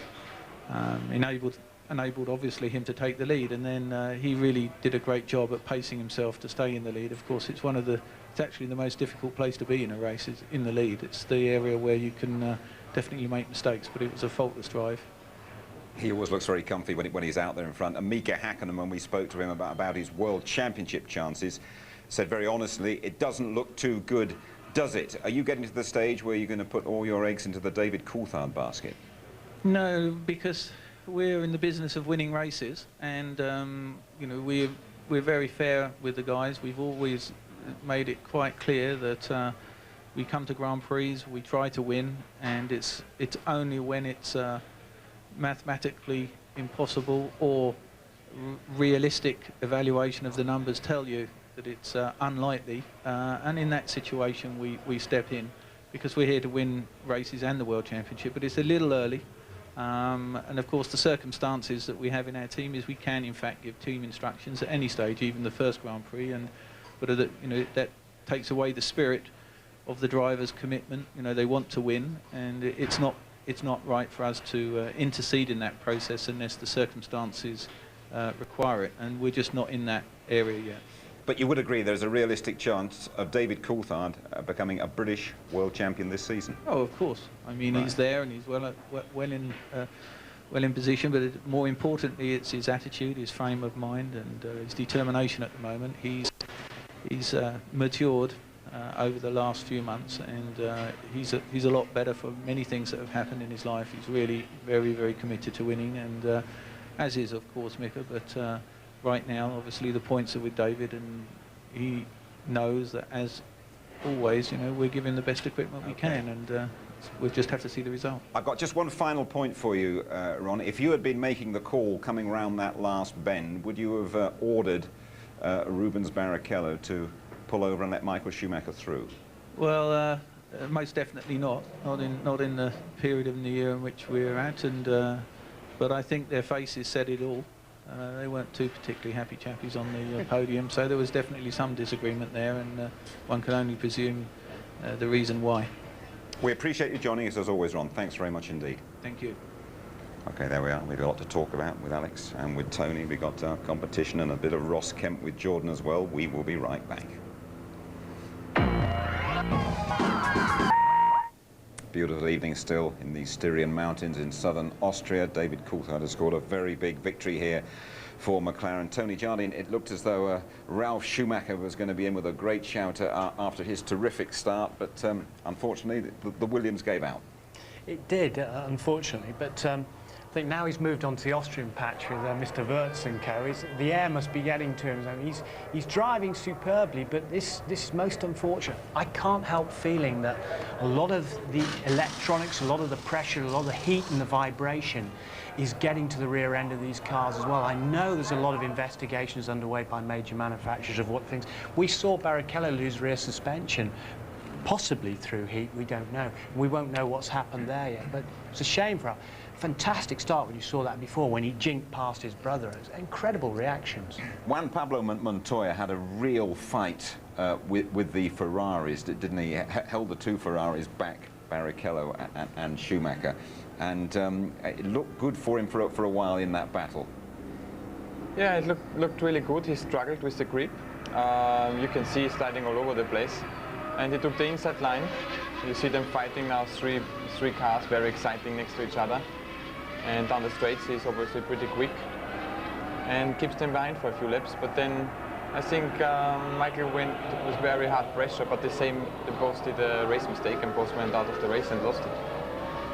That's what we're going to have. He's holding them back, but the tyres are giving out him a little bit, aren't they? And then when it happened, and when Michael Schumacher made his move, we heard Michael in the press conference. He's going to have a word with him, which means he's not chuffed by it. But Montoya doesn't mind about anything, does he? No, he doesn't. This is a great thing. This is why Montoya is so exciting. Just look at this. You see, Michael's clearly got past him. I'm not having that. And he really comes back off the brakes that little bit longer because he's a racer. That's all he can think about. That's what he's learned right from a little boy when he's karting. You look at it again here, and he's managed to hold them all up like Gilles Villeneuve did in '81 in Spain, keep them all behind, forcing Michael to go round the outside, and then just stopping him innocently there. I'd love to be a fly on the wall when they do have this chat. Alex, I mean, you had a similar scrap, didn't you, with Michael Schumacher? I remember it in Monte Carlo a couple of years back. I mean, is that a problem when one of you takes him on? Does he come and claim you after? What are you doing? Oh, after this race I had with him in Monaco, you know, we both lost the race. I lost second position at the race, and he lost important points. But here, I would say it was a racing accident. If Michael doesn't agree what Montoya did, he should have just braked a bit earlier, because he said there was no way that he makes the corner. But I see there also was no way that Michael made the corner at this breaking point. So I would just put it down as a racing accident and put it down to experience. You join us here more often, by the way, but that's excellent. Juan Pablo Montoya sadly followed teammate Ralf Schumacher out of the race prematurely. Yeah, it's a great shame for him, and a great shame for Michelin, because Michelin have done a lot of work here with the development car last year, so they knew a lot about the track, and they've really stirred it up, as have BMW. BMW did a lot of work on the electronics of the car at Valencia. They've done a lot of more work on the aerodynamics, and this guy now, his best grid position since coming into Grand Prix racing, he's learning about qualifying as well. We know he's a great racer, but he's learning about qualifying too. Do you find it strange that Michael Schumacher has never got to grips with this A1 ring? It's the only current circuit he's never won on. Yeah, you know, when you start to talk about it, then it's even harder to win. And maybe ask him all the time, so he won't win in the next year as well. But it comes as it comes, you know, and I think today he was a bit unlucky with his start. He told us that he had problems with the launch control, and you never know. But seeing here these pictures, you know, he was racing absolutely on the limit. Seemed that his car didn't have the grip as, for example, David had through the race. So they are also on the limit. It all came down to the limit in David Coulthard's pit stop, didn't it?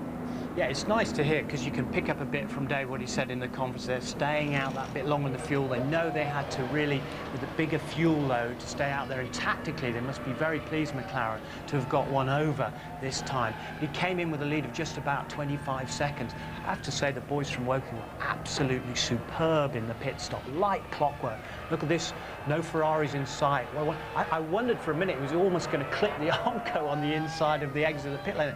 Just out in front of Rubens Barrichello, and then soaked up all the pressure to claim his second win of the year. Super stuff from Coulthard and McLaren. I don't think we've seen you in the position in Formula One that Rubens Barrichello was in. Let's hope we do down the years, because you've got a lot of time on your side, Alex, I know. But I just wonder if you can give us a driver's viewpoint of when you're there, you've got second place, and someone blows in your ear. It's a team sport. Stop and let your team guy by. Your teammate go by.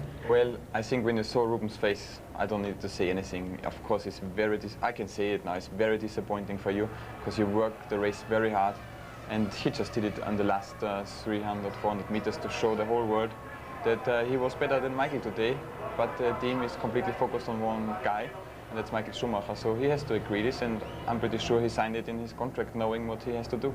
That would be in black and white. He would have to do that, yeah? Yes, I think so. Ron Dennis said he'd never made that call. No, I mean, I think Ron is very fair in that regard, and he won't, and he's shown it before. He's let David, when David's behind, he's let David go on and on until there is no more mathematical possibility in those years for him to win the championship. And then the team ask him to ride shotgun for the other, which he's done for Hakkinen in the past. And I'm sure Ron will ask Hakkinen to do the same thing when it comes up. But what Alex was saying before, what we've got to understand is that that team is totally built around Michael Schumacher at every level. His every whim, his every need, his every desire. The number two is just a number two. And as Irvine said, it takes Rubens a while to realise that. When it all sinks in, that's it. That's what you've got to play, right. second fiddle. I think he said, didn't he, Eddie Irvine, at Grand Prix weekend as Michael Schumacher's teammate, it's like being hit over the head with a cricket bat for 3 days. You wouldn't know about a cricket bat, but they're pretty hard and heavy, I can tell you. Stupid English sport. I don't understand. It's all right. Okay. Listen, let's have a word with Kimi Räikkönen, Rookie of the Year, a brilliant 4th place in his Sauber. Here he is with Louise.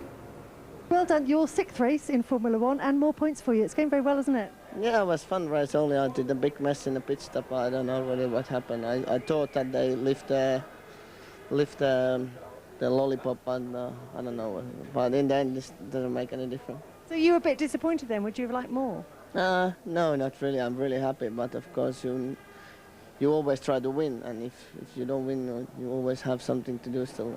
Other than that, was it a tough race for you, or did it come to you quite easily? No, it was pretty easy. Like the physical side, it was not a problem at all, but only there was some moments in the race, but that's life. It was really nice race. Alex, you were a young driver, and things happened very quickly for you in your career, and then it plateaued out, it evened out a bit. Do you think that he's got a lot to learn still, Kimi Räikkönen? Well, I mean, he's done a fantastic race, fantastic season so far. But what you have to see, and what I learned as well, and I think when you ask Jenson Button, it's the same for him. You go into the first year, there's no pressure, everything is easy. You can, with a good car, you can make good races. but the things are going more difficult. They get much more involved in political problems, into all the better gossip and so on, and this harms sometimes your career. And I wish all the best to Kimi, that he's not getting into these troubles. Let's ask you about yourself briefly. I mean, you're now learning the sport for real. Is that how you put your time at McLaren? You're really on a learning curve. Well, you know, I was 3 years in Formula 1 with Benetton. I started very well, similar to Kimi, and then everything went a bit more difficult. And then I decided to go to McLaren, follow the footsteps of Olivier Panis, and I must really say I'm not regretting the decision at all. I'm really happy. I'm much closer to the actual heart and bit of Formula 1 I was looking for. I mean, at McLaren they really treat all the drivers the same. There's no number 1, number 2, or number 3 in my case. And I'm really happy down there, and of course my dream would be to race for them, and I'm working on this. But so far the best for me. Okay, thanks Alex. Well, Alex talking about Jenson Button there. His race ended up in a bit of a barbecue. Here's Jenson, and it's with Louise again. Jenson, it was barbecue time at Benetton today. Yeah, it wasn't really the best day, was it? The race wasn't going too bad actually. We're on the pace of the Jaguars and also the Prix, so we're quite pleased with that. And running up to the pit stop, it was working quite well. And then afterwards, we had a few problems and couldn't really get on the pace again. Then after turn 4, I had a problem at the rear of the car, and that was the end of my race. What was the problem? Do you know? I don't know exactly. Obviously, they'll be finding out. The car isn't back yet, so. But no, it's pretty abrupt, and I'm not really sure what the problem was. But it's obviously something we've got to sort out pretty quickly. Keep saying they're going to sort it out. When are they going to do it, Tony? I don't know. It's not getting any better at the moment. They're all working absolutely flat out. And again, Alex knows how good the boys are. And they've still got spirit in that team, remarkably, because there's a lot of long-stager guys who've stayed around there.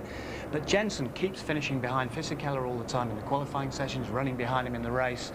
And I don't know whether it's getting to him or not. It doesn't seem to be, but Alex knows what he's going through, and it's a tough time. Now, Alex, you do a lot of other things, don't you? You know, mountain biking, and you've been climbing up in Everest or the Himalayas and with Sherpa Tenzing's son. What's that all about? Well, we went to the Himalayas. You see some nice pictures here. Straight in front of us, it was Mount Everest. And with Sherpa Tenzing, I went a bit of climbing, and in very high altitude, 13,000 feet. And it was a really nice experience for me, because as I'm a climber, I love the mountains, and then in Nepal, it's just the place you want to be. Terrific. Listen, we appreciate you coming and joining us today. You come back again, Pleasure. won't you? Thanks very much indeed, Alex. Okay.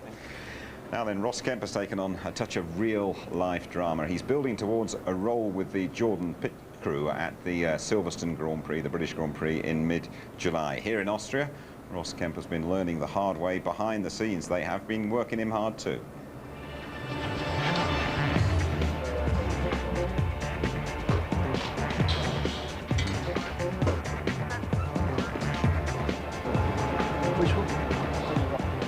Heavy.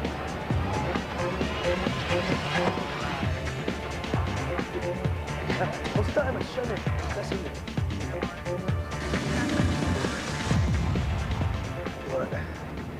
This is going pointers. Top. Top. We'll go that way, yeah?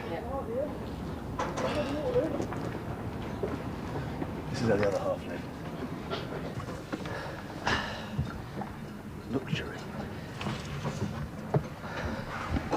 See, I'm not supposed to be doing this. I'm supposed to be working now, but in life I've learned if an opportunity presents itself. You have a coffee, isn't it?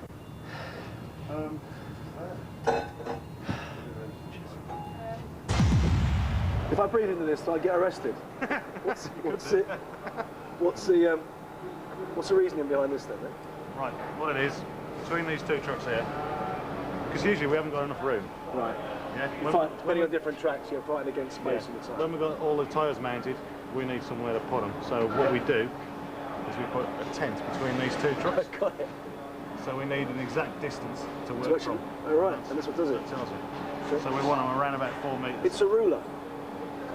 Now, Russ, 4.03. What do you need? We're on around 4. Not bad, is it? 3 centimetres out.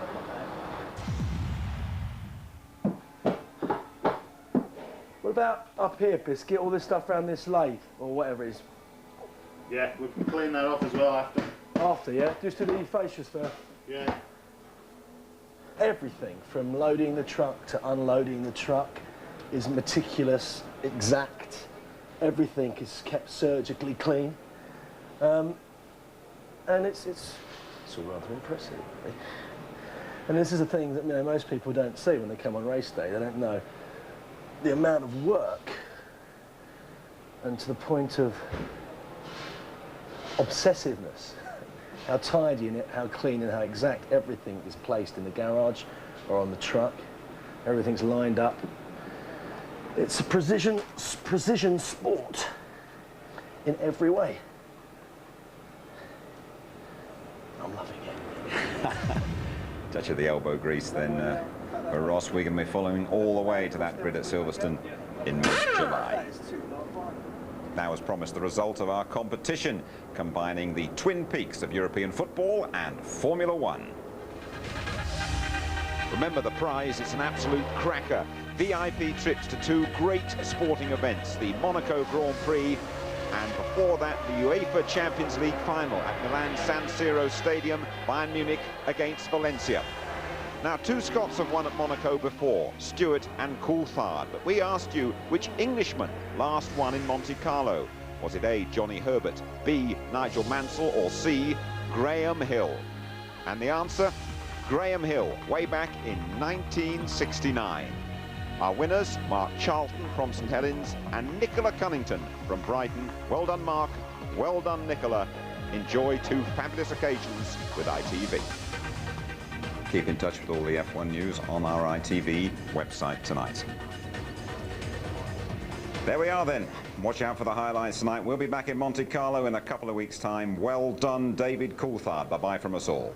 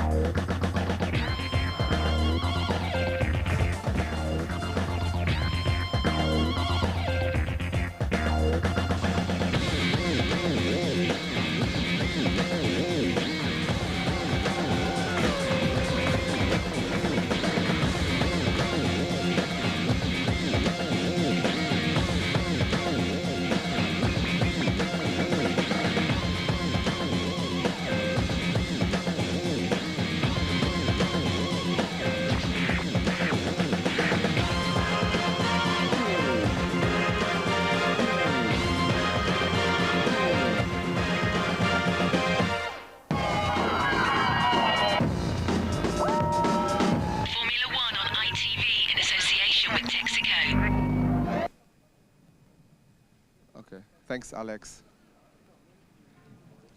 Ja. Aus erster Hand natürlich. Well, David, congratulations, starting from the 7th position. Did you believe at all that you can win the race today? Yeah, well, I know Alex is sitting there in the studio, and he gave me some tips on this circuit and how to keep out of trouble. He obviously knows the track well, so we thought it was possible to you know, be strong and be on the podium. But it was quite clear the way things panned out early on in the race, and I believed that when the Ferrari passed me after the first corner that they were running lighter than we were. So I said on the radio at the end of lap 1, I think Ferrari's lighter, and I knew then we had a real chance to stay out longer and get the win.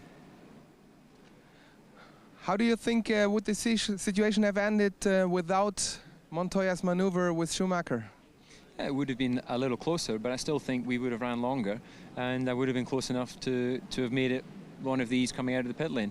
So it would have been, you know, a much closer call, but nonetheless, racing is about trying to keep out of trouble as much as anything, and for me, it was inevitable that Montoya and Michael were going to come together. This year, I think on points of strategy, you are in the perfect way. Why is that? We're trying to do the best job possible, and at the moment things are, although it didn't go well in qualifying, things are coming together in the race in terms of results, and I finished every Grand Prix in the points, and this is a credit to everyone at McLaren Mercedes, and you know, everything's been very reliable, and that's what we need to really build a championship. We've seen Ferrari at the end switching positions. Do you expect some team order right now? I think it's way too early for anyone to be talking about this. I really don't personally think that Mika's out of the championship. He's still quick and he's still going to win Grand Prix. And there's a long way to go, so we'll be doing everything we can individually to win Grand Prix, and obviously the team will take a view later in the season. Thank you very much, David Coulthard. Ja, also wir sehen, der sportliche Gedanke geht hier vor, wer am Ende recht hat. Yeah. Mika, thanks for coming. Very bad weekend for you. Can you explain what happened? Very bad weekend indeed. The car stalled definitely on the grid, and the team is going to investigate today and tomorrow what has happened, and obviously we cannot, and I cannot tell you too much at all. You all can see on your own eyes the car just stopped on the grid. So we have to investigate, and team will come to you back in answer sooner or later, to either today or tomorrow, to say I'm feeling myself, but not sure was it my mistake on the start, or was it problem with the technical side of the car. We don't know yet, so team will let you know.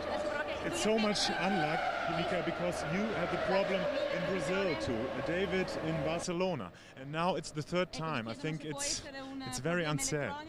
Indeed, it's really sad. What do you think? Do you think could be an electronic problem? Do you think could be an electronic problem? Simply, I cannot tell you too much because we just have to understand, you know, today and tomorrow the team will investigate exactly what has happened from the data, and to test all the switches in the car which is influencing for the start, and then we will understand what went wrong. But like I said, now it is impossible to say. I mean, I'm feeling extremely uncomfortable at the moment because I don't know, was it my mistake or was it some technical problem? We don't know yet. Simply is that. You feel your championship is finished here today? Basically, il tuo campionato finisce qua?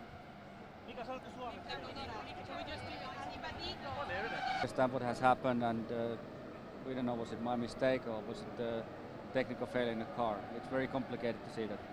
So many races into the championship now, so few points on the scoreboard. Is this the end of your championship hopes? Well, it doesn't look too promising, does it?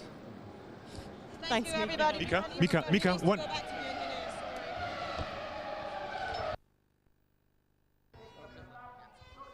Ross, I think first of all we should talk about Juan Pablo Montoya. Yeah, it was a pretty stupid move because he screwed his own race as well as screwing Michael's race. I mean, Michael was well past him. It wasn't a very sensible move, and really after that Michael was trying to just recover from Montoya's move. How long did you discuss to switch positions with Rubens and Michael? Well, you know, Rubens was obviously trying to catch Coulthard, so... yeah, we can continue after congratulations. Obviously, we were hoping Rubens might be able to have a go at Coulthard, but when it became clear he couldn't, then there's a championship at stake, so we have to do our best. So you think Mika Häkkinen is now out of the focus? I would think McLaren have got some tough decisions to make. Thank you. We knew we weren't going to be as quick as the Ferraris, but tried to hold Michael as good as we could, and you know, from then on when we both ran wide, start pushing, and the car at the end was much better. As the the fuel went down, your car was a lot quicker, and I passed Panis. I was right behind Raikkonen already, and we lost the hydraulic pressure and lost gears. The situation with Michael, what happened to your brakes then? Had you long brakes? No, the brakes were getting a bit long, but what happened, I looked the rear tires locked in the braking, and that was it. More fun next time. Thanks. Okay. What's happened? Yeah, all the race. It's very, moves a lot in the quick corner. The front was positive, but it's the only place where it was too positive. Everywhere was good or a little bit of understeer. And 7.5, where you lean on it, and any statical input, it really deflects on the dial. So you gotta be very precise and not move the steering wheel. Because if you move the steering wheel, it real moves. It was quite quick. You saw sector too? One, a brilliant start, was it? Yeah, it was pretty good. And after that, you know, got a bit of a fight with Michael, and we both... What happened between the two of you? My rear tires locked very early into the braking, and I knew I wasn't going to make it. So I tried to slow down the car as much as I could, and Michael was in the outside.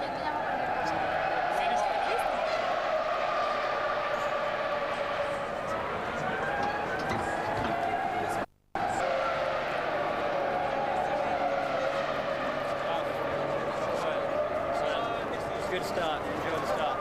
Yeah, the start was obviously great, but then I lost brake pressure after the second lap and the pedal started to get longer, so I had to pump it always before the corner. But then I knew what was going to happen because it got longer and longer, you know. Yeah, so it was an inevitable retirement. Yeah. Disappointing. You never No, I mean, we have seen today that, I think it would have been difficult for us to stay with the Bridgestone runners here in the race trim. But anyway, won't find it out yet.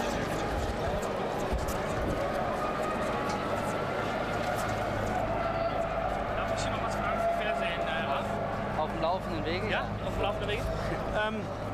Schade, ne?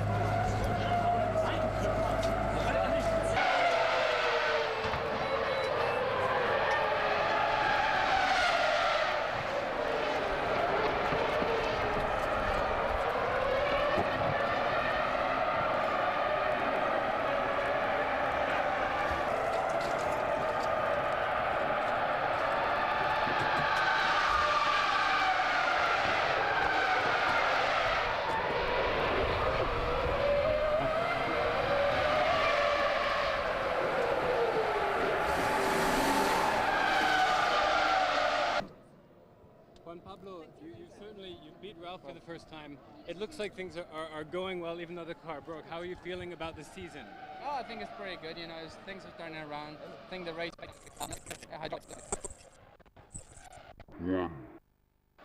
It was the perfect start, just from your point of view. It started perfect. No, everything went quite well, and it was quite quick at the first few laps. Then we started grinding the tires, and we lost a lot of pace. And when that happened, you know, Michael passed Ralph, and he was a lot quicker than us, and I was just trying to defend him while the tire would come back, and that was it. And there was a strange maneuver with Michael Schumacher. Could you describe it? I went around the outside, I went for the inside, and when I started braking my rear tires, as soon as I started downshifting the car, the rear tires locked, and I tried to hold the car, but there's no chance.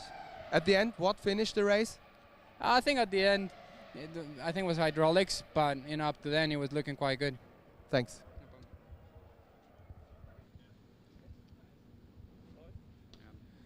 Patrick, to start with the positive things, do you agree we have seen the best launch control in the field?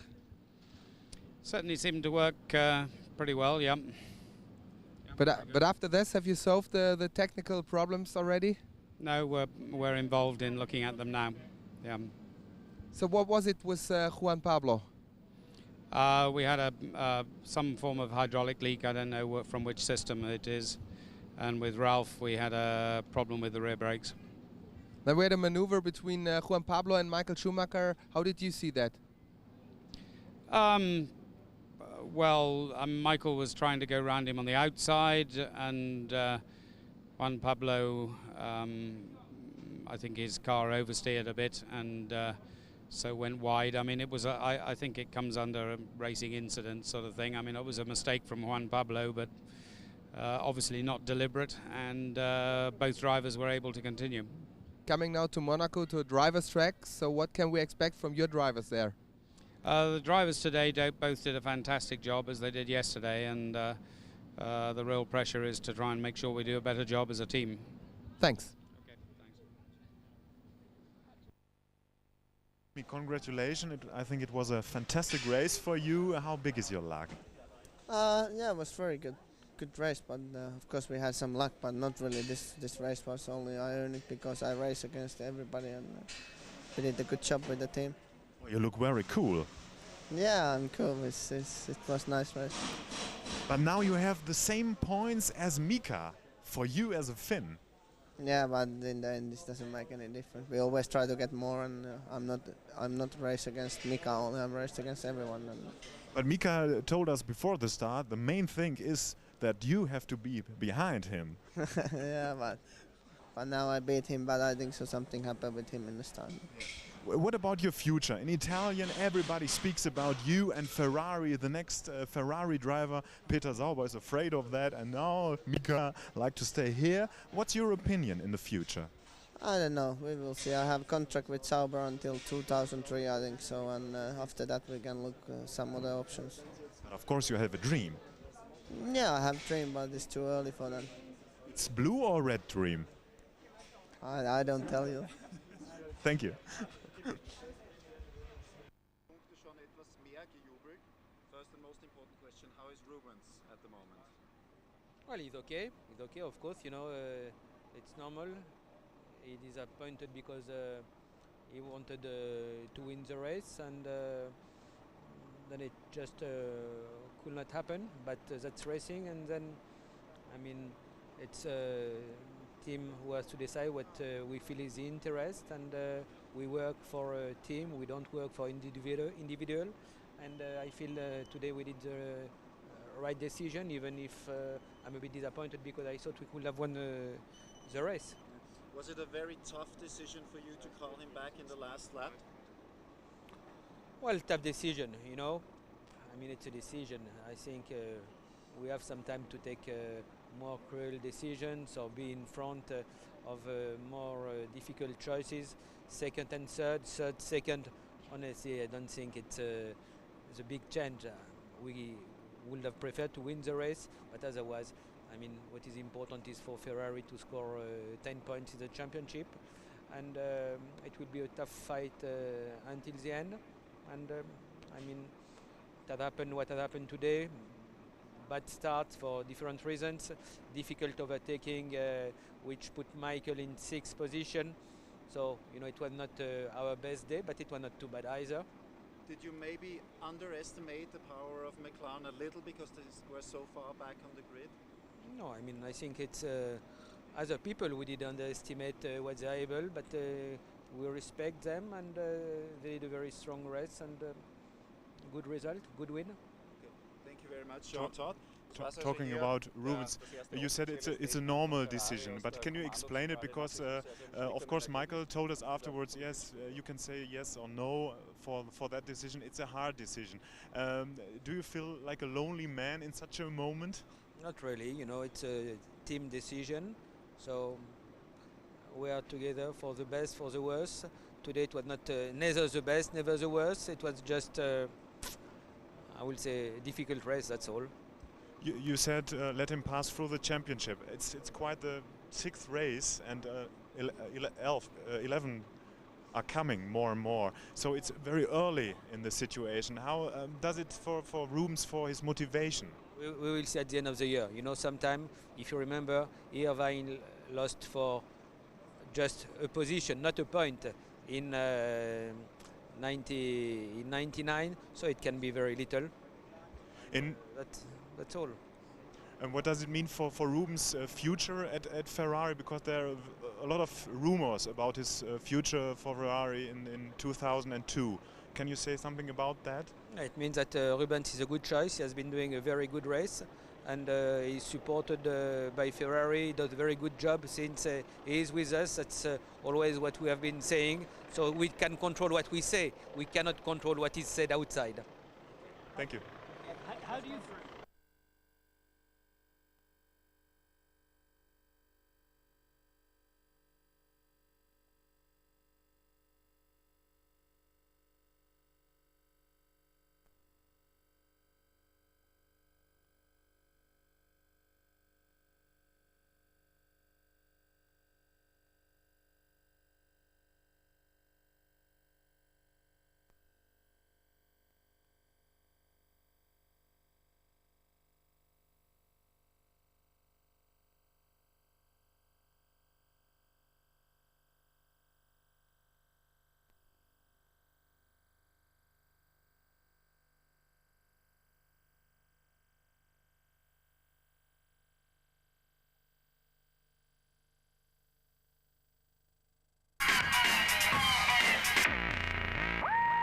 Welcome back to Austria's A1 ring. David Coulthard has scored in every race so far. A brilliant 10 out of 10 for him here today, but a victory tinged with sadness. And the whole team is mourning the loss of Paul Morgan, who's a very important part of the whole setup. He started Ilmore along with Mario Ilian, so that's obviously you know, tragic weekend in that respect. And I think this is a perfect end in terms of what we could have done here at the track. And life goes on, and we're going to continue our battle for the championship. And it's obviously from purely racing terms, we're very happy to have won this Grand Prix. Tell us about the end of the race, Michael. We all understand the logic of your teammate pulling over, but how do you personally feel when that happens? I mean, personally, I like to overtake him and prove that that I'm faster, but our speeds are so similar, and Rubens did a very good race, so I was able to, I don't know, I had 3 or 4 seconds of a gap, and I was able to drive within 1 second, and that's it. You're stuck there because aerodynamics get influenced, and you can't go any further. And the team had told me that if I get close to him, then they will tell him to move over, which, considering what has happened today, Häkkinen stopping, I think McLaren quite wisely will now look for Coulthard for the championship, and we have to look as well what is our interest, and Ferrari has taken a decision. I have to talk to the team, understand a little bit. Of course, I'm upset right now because, as I said, I'm not like other people that thinks, okay, Michael's a great driver and that's all. I have my qualities as well, and I think I'm doing a great job to be a number 2 to Michael. That's all. I have just to understand the situation. I wasn't hoping for that before the race, but that's the way it went. You say you have to talk to the team. Do you feel that you shouldn't have been asked to pull over? Is that what you mean? Well, it's well, let me talk to them. I tried to keep out of trouble, which I was able to do, not make mistakes when the car was difficult to drive initially, and the pace came through, and this is a great strategy win for the team, and obviously I'm delighted for everyone who works directly with me and their part in that. And so David Coulthard, Mr. Consistency 2001, nibbling away at Michael Schumacher's World Championship advantage.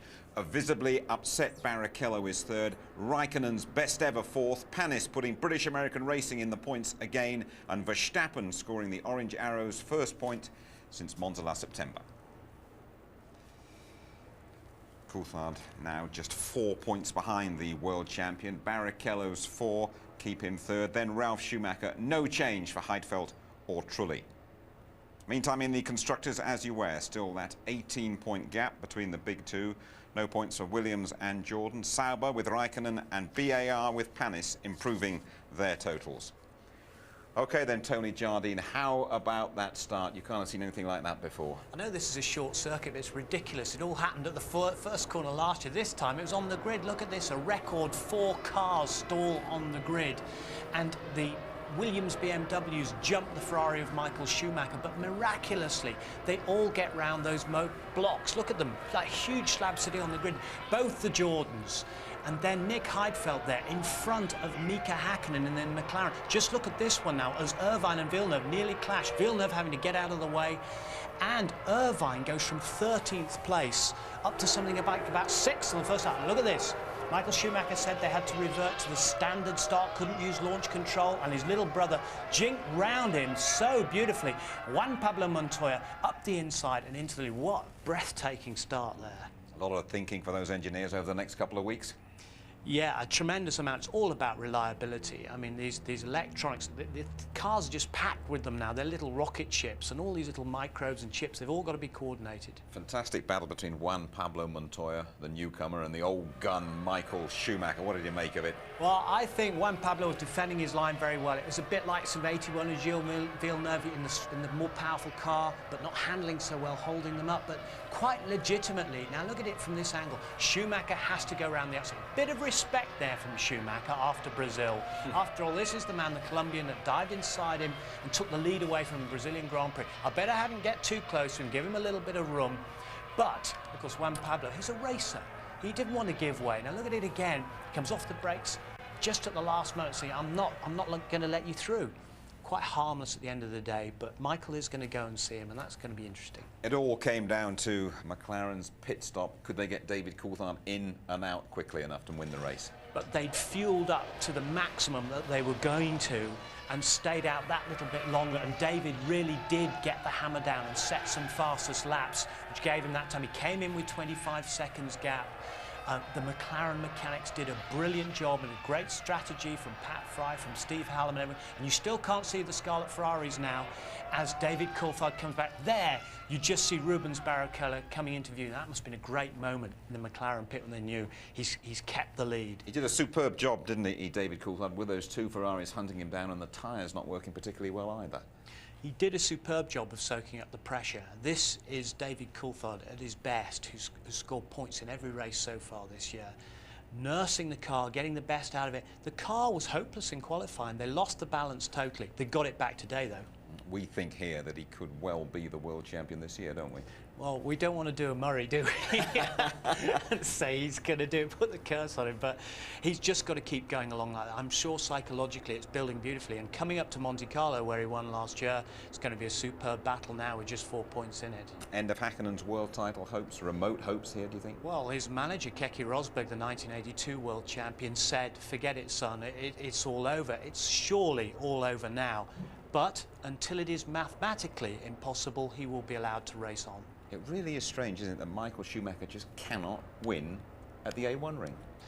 It's a bogey circuit, it's a jinx circuit. He let something out of the bag on Friday, so it's so difficult for me to get the balance of the car and get the setup right just here. And he always overdoes it. Again, he was running wide, wasn't he? He went into the gravel a couple of times during the race. When you're his teammate and there are 100 metres or so to go and you're ahead of him, you have to yield. When you're his teammate, you understand that everything is built around Michael Schumacher. The voice comes through on the radio, the voice that you dread of Ross Brawn, move over please, sunshine. Michael needs those 6 points. And, you know, Rubens has fought very hard. He gets third place. He got third last year from 11th after Michael went off. All that hard work, and he just has to give it away. Oh, it's terrible. Yeah, it's a heartbreaker for him. Tony Jardi, thank you very much indeed. OK, next stop for us is Monaco. Qualifying live on the Saturday at 11:30. Build up to the race starting 12:35 on the Sunday night. Just have a look at that. The highlights are on ITV2 on the Sunday night at 10:30. ITV2 10:30 on the Sunday night. As always here on ITV just after midnight. Right then, we head for Monaco, home for David Coulthard. A repeat of his win there last year will do just fine. Good night.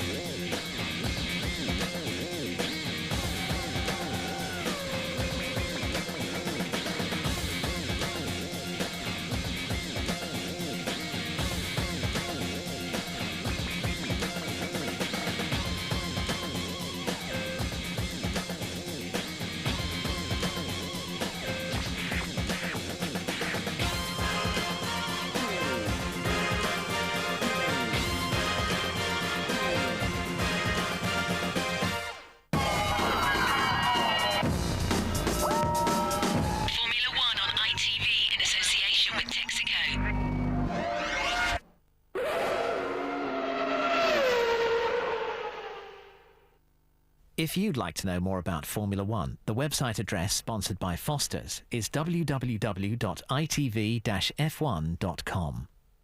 Well done.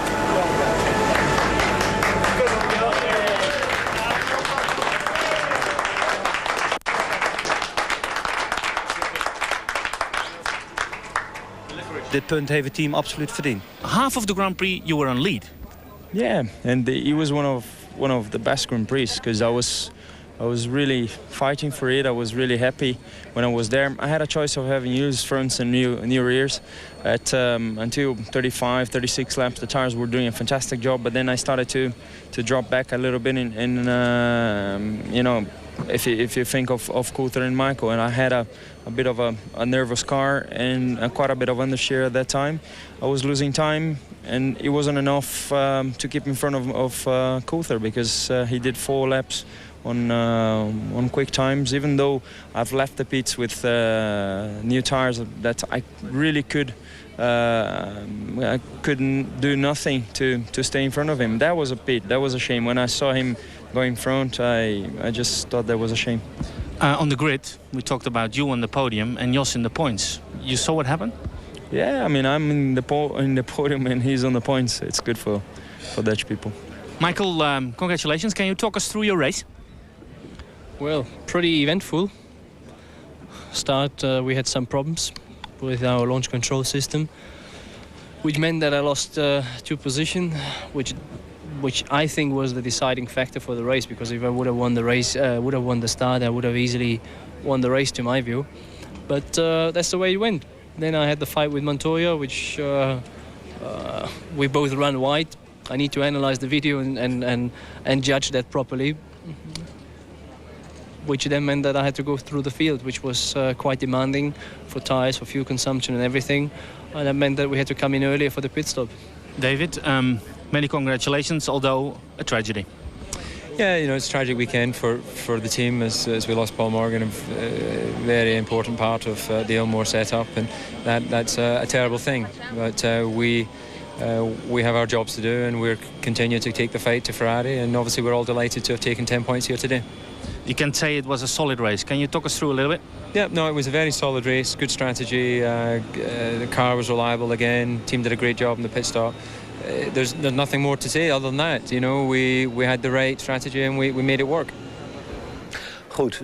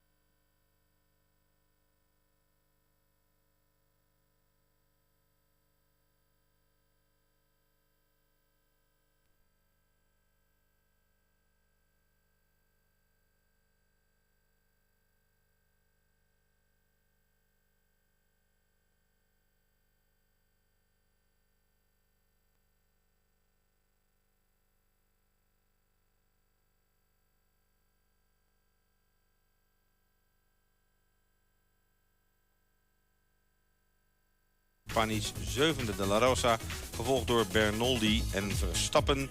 Alesi was 10e, 11e Genet en 12e Lotterer. André Lotterer die debuteerde bij het team van Jaguar. Met een tijd van 1:15.7 hoeft hij zich zeker niet te schamen. Bij het team van Verstappen werkt men hard aan een nieuwe voorvleugel, die ervoor moet gaan zorgen dat ze 7/10 tot een seconde per rondje kunnen gaan winnen.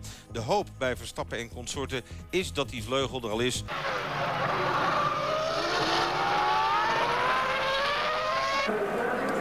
Rubens, it's last lap. Let Michael pass for the championship. Let Michael pass for the championship, Rubens, please.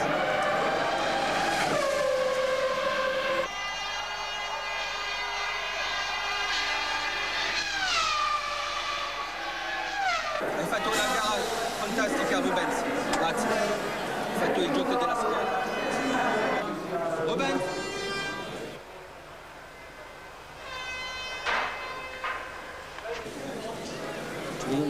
Va bene, io non dico niente.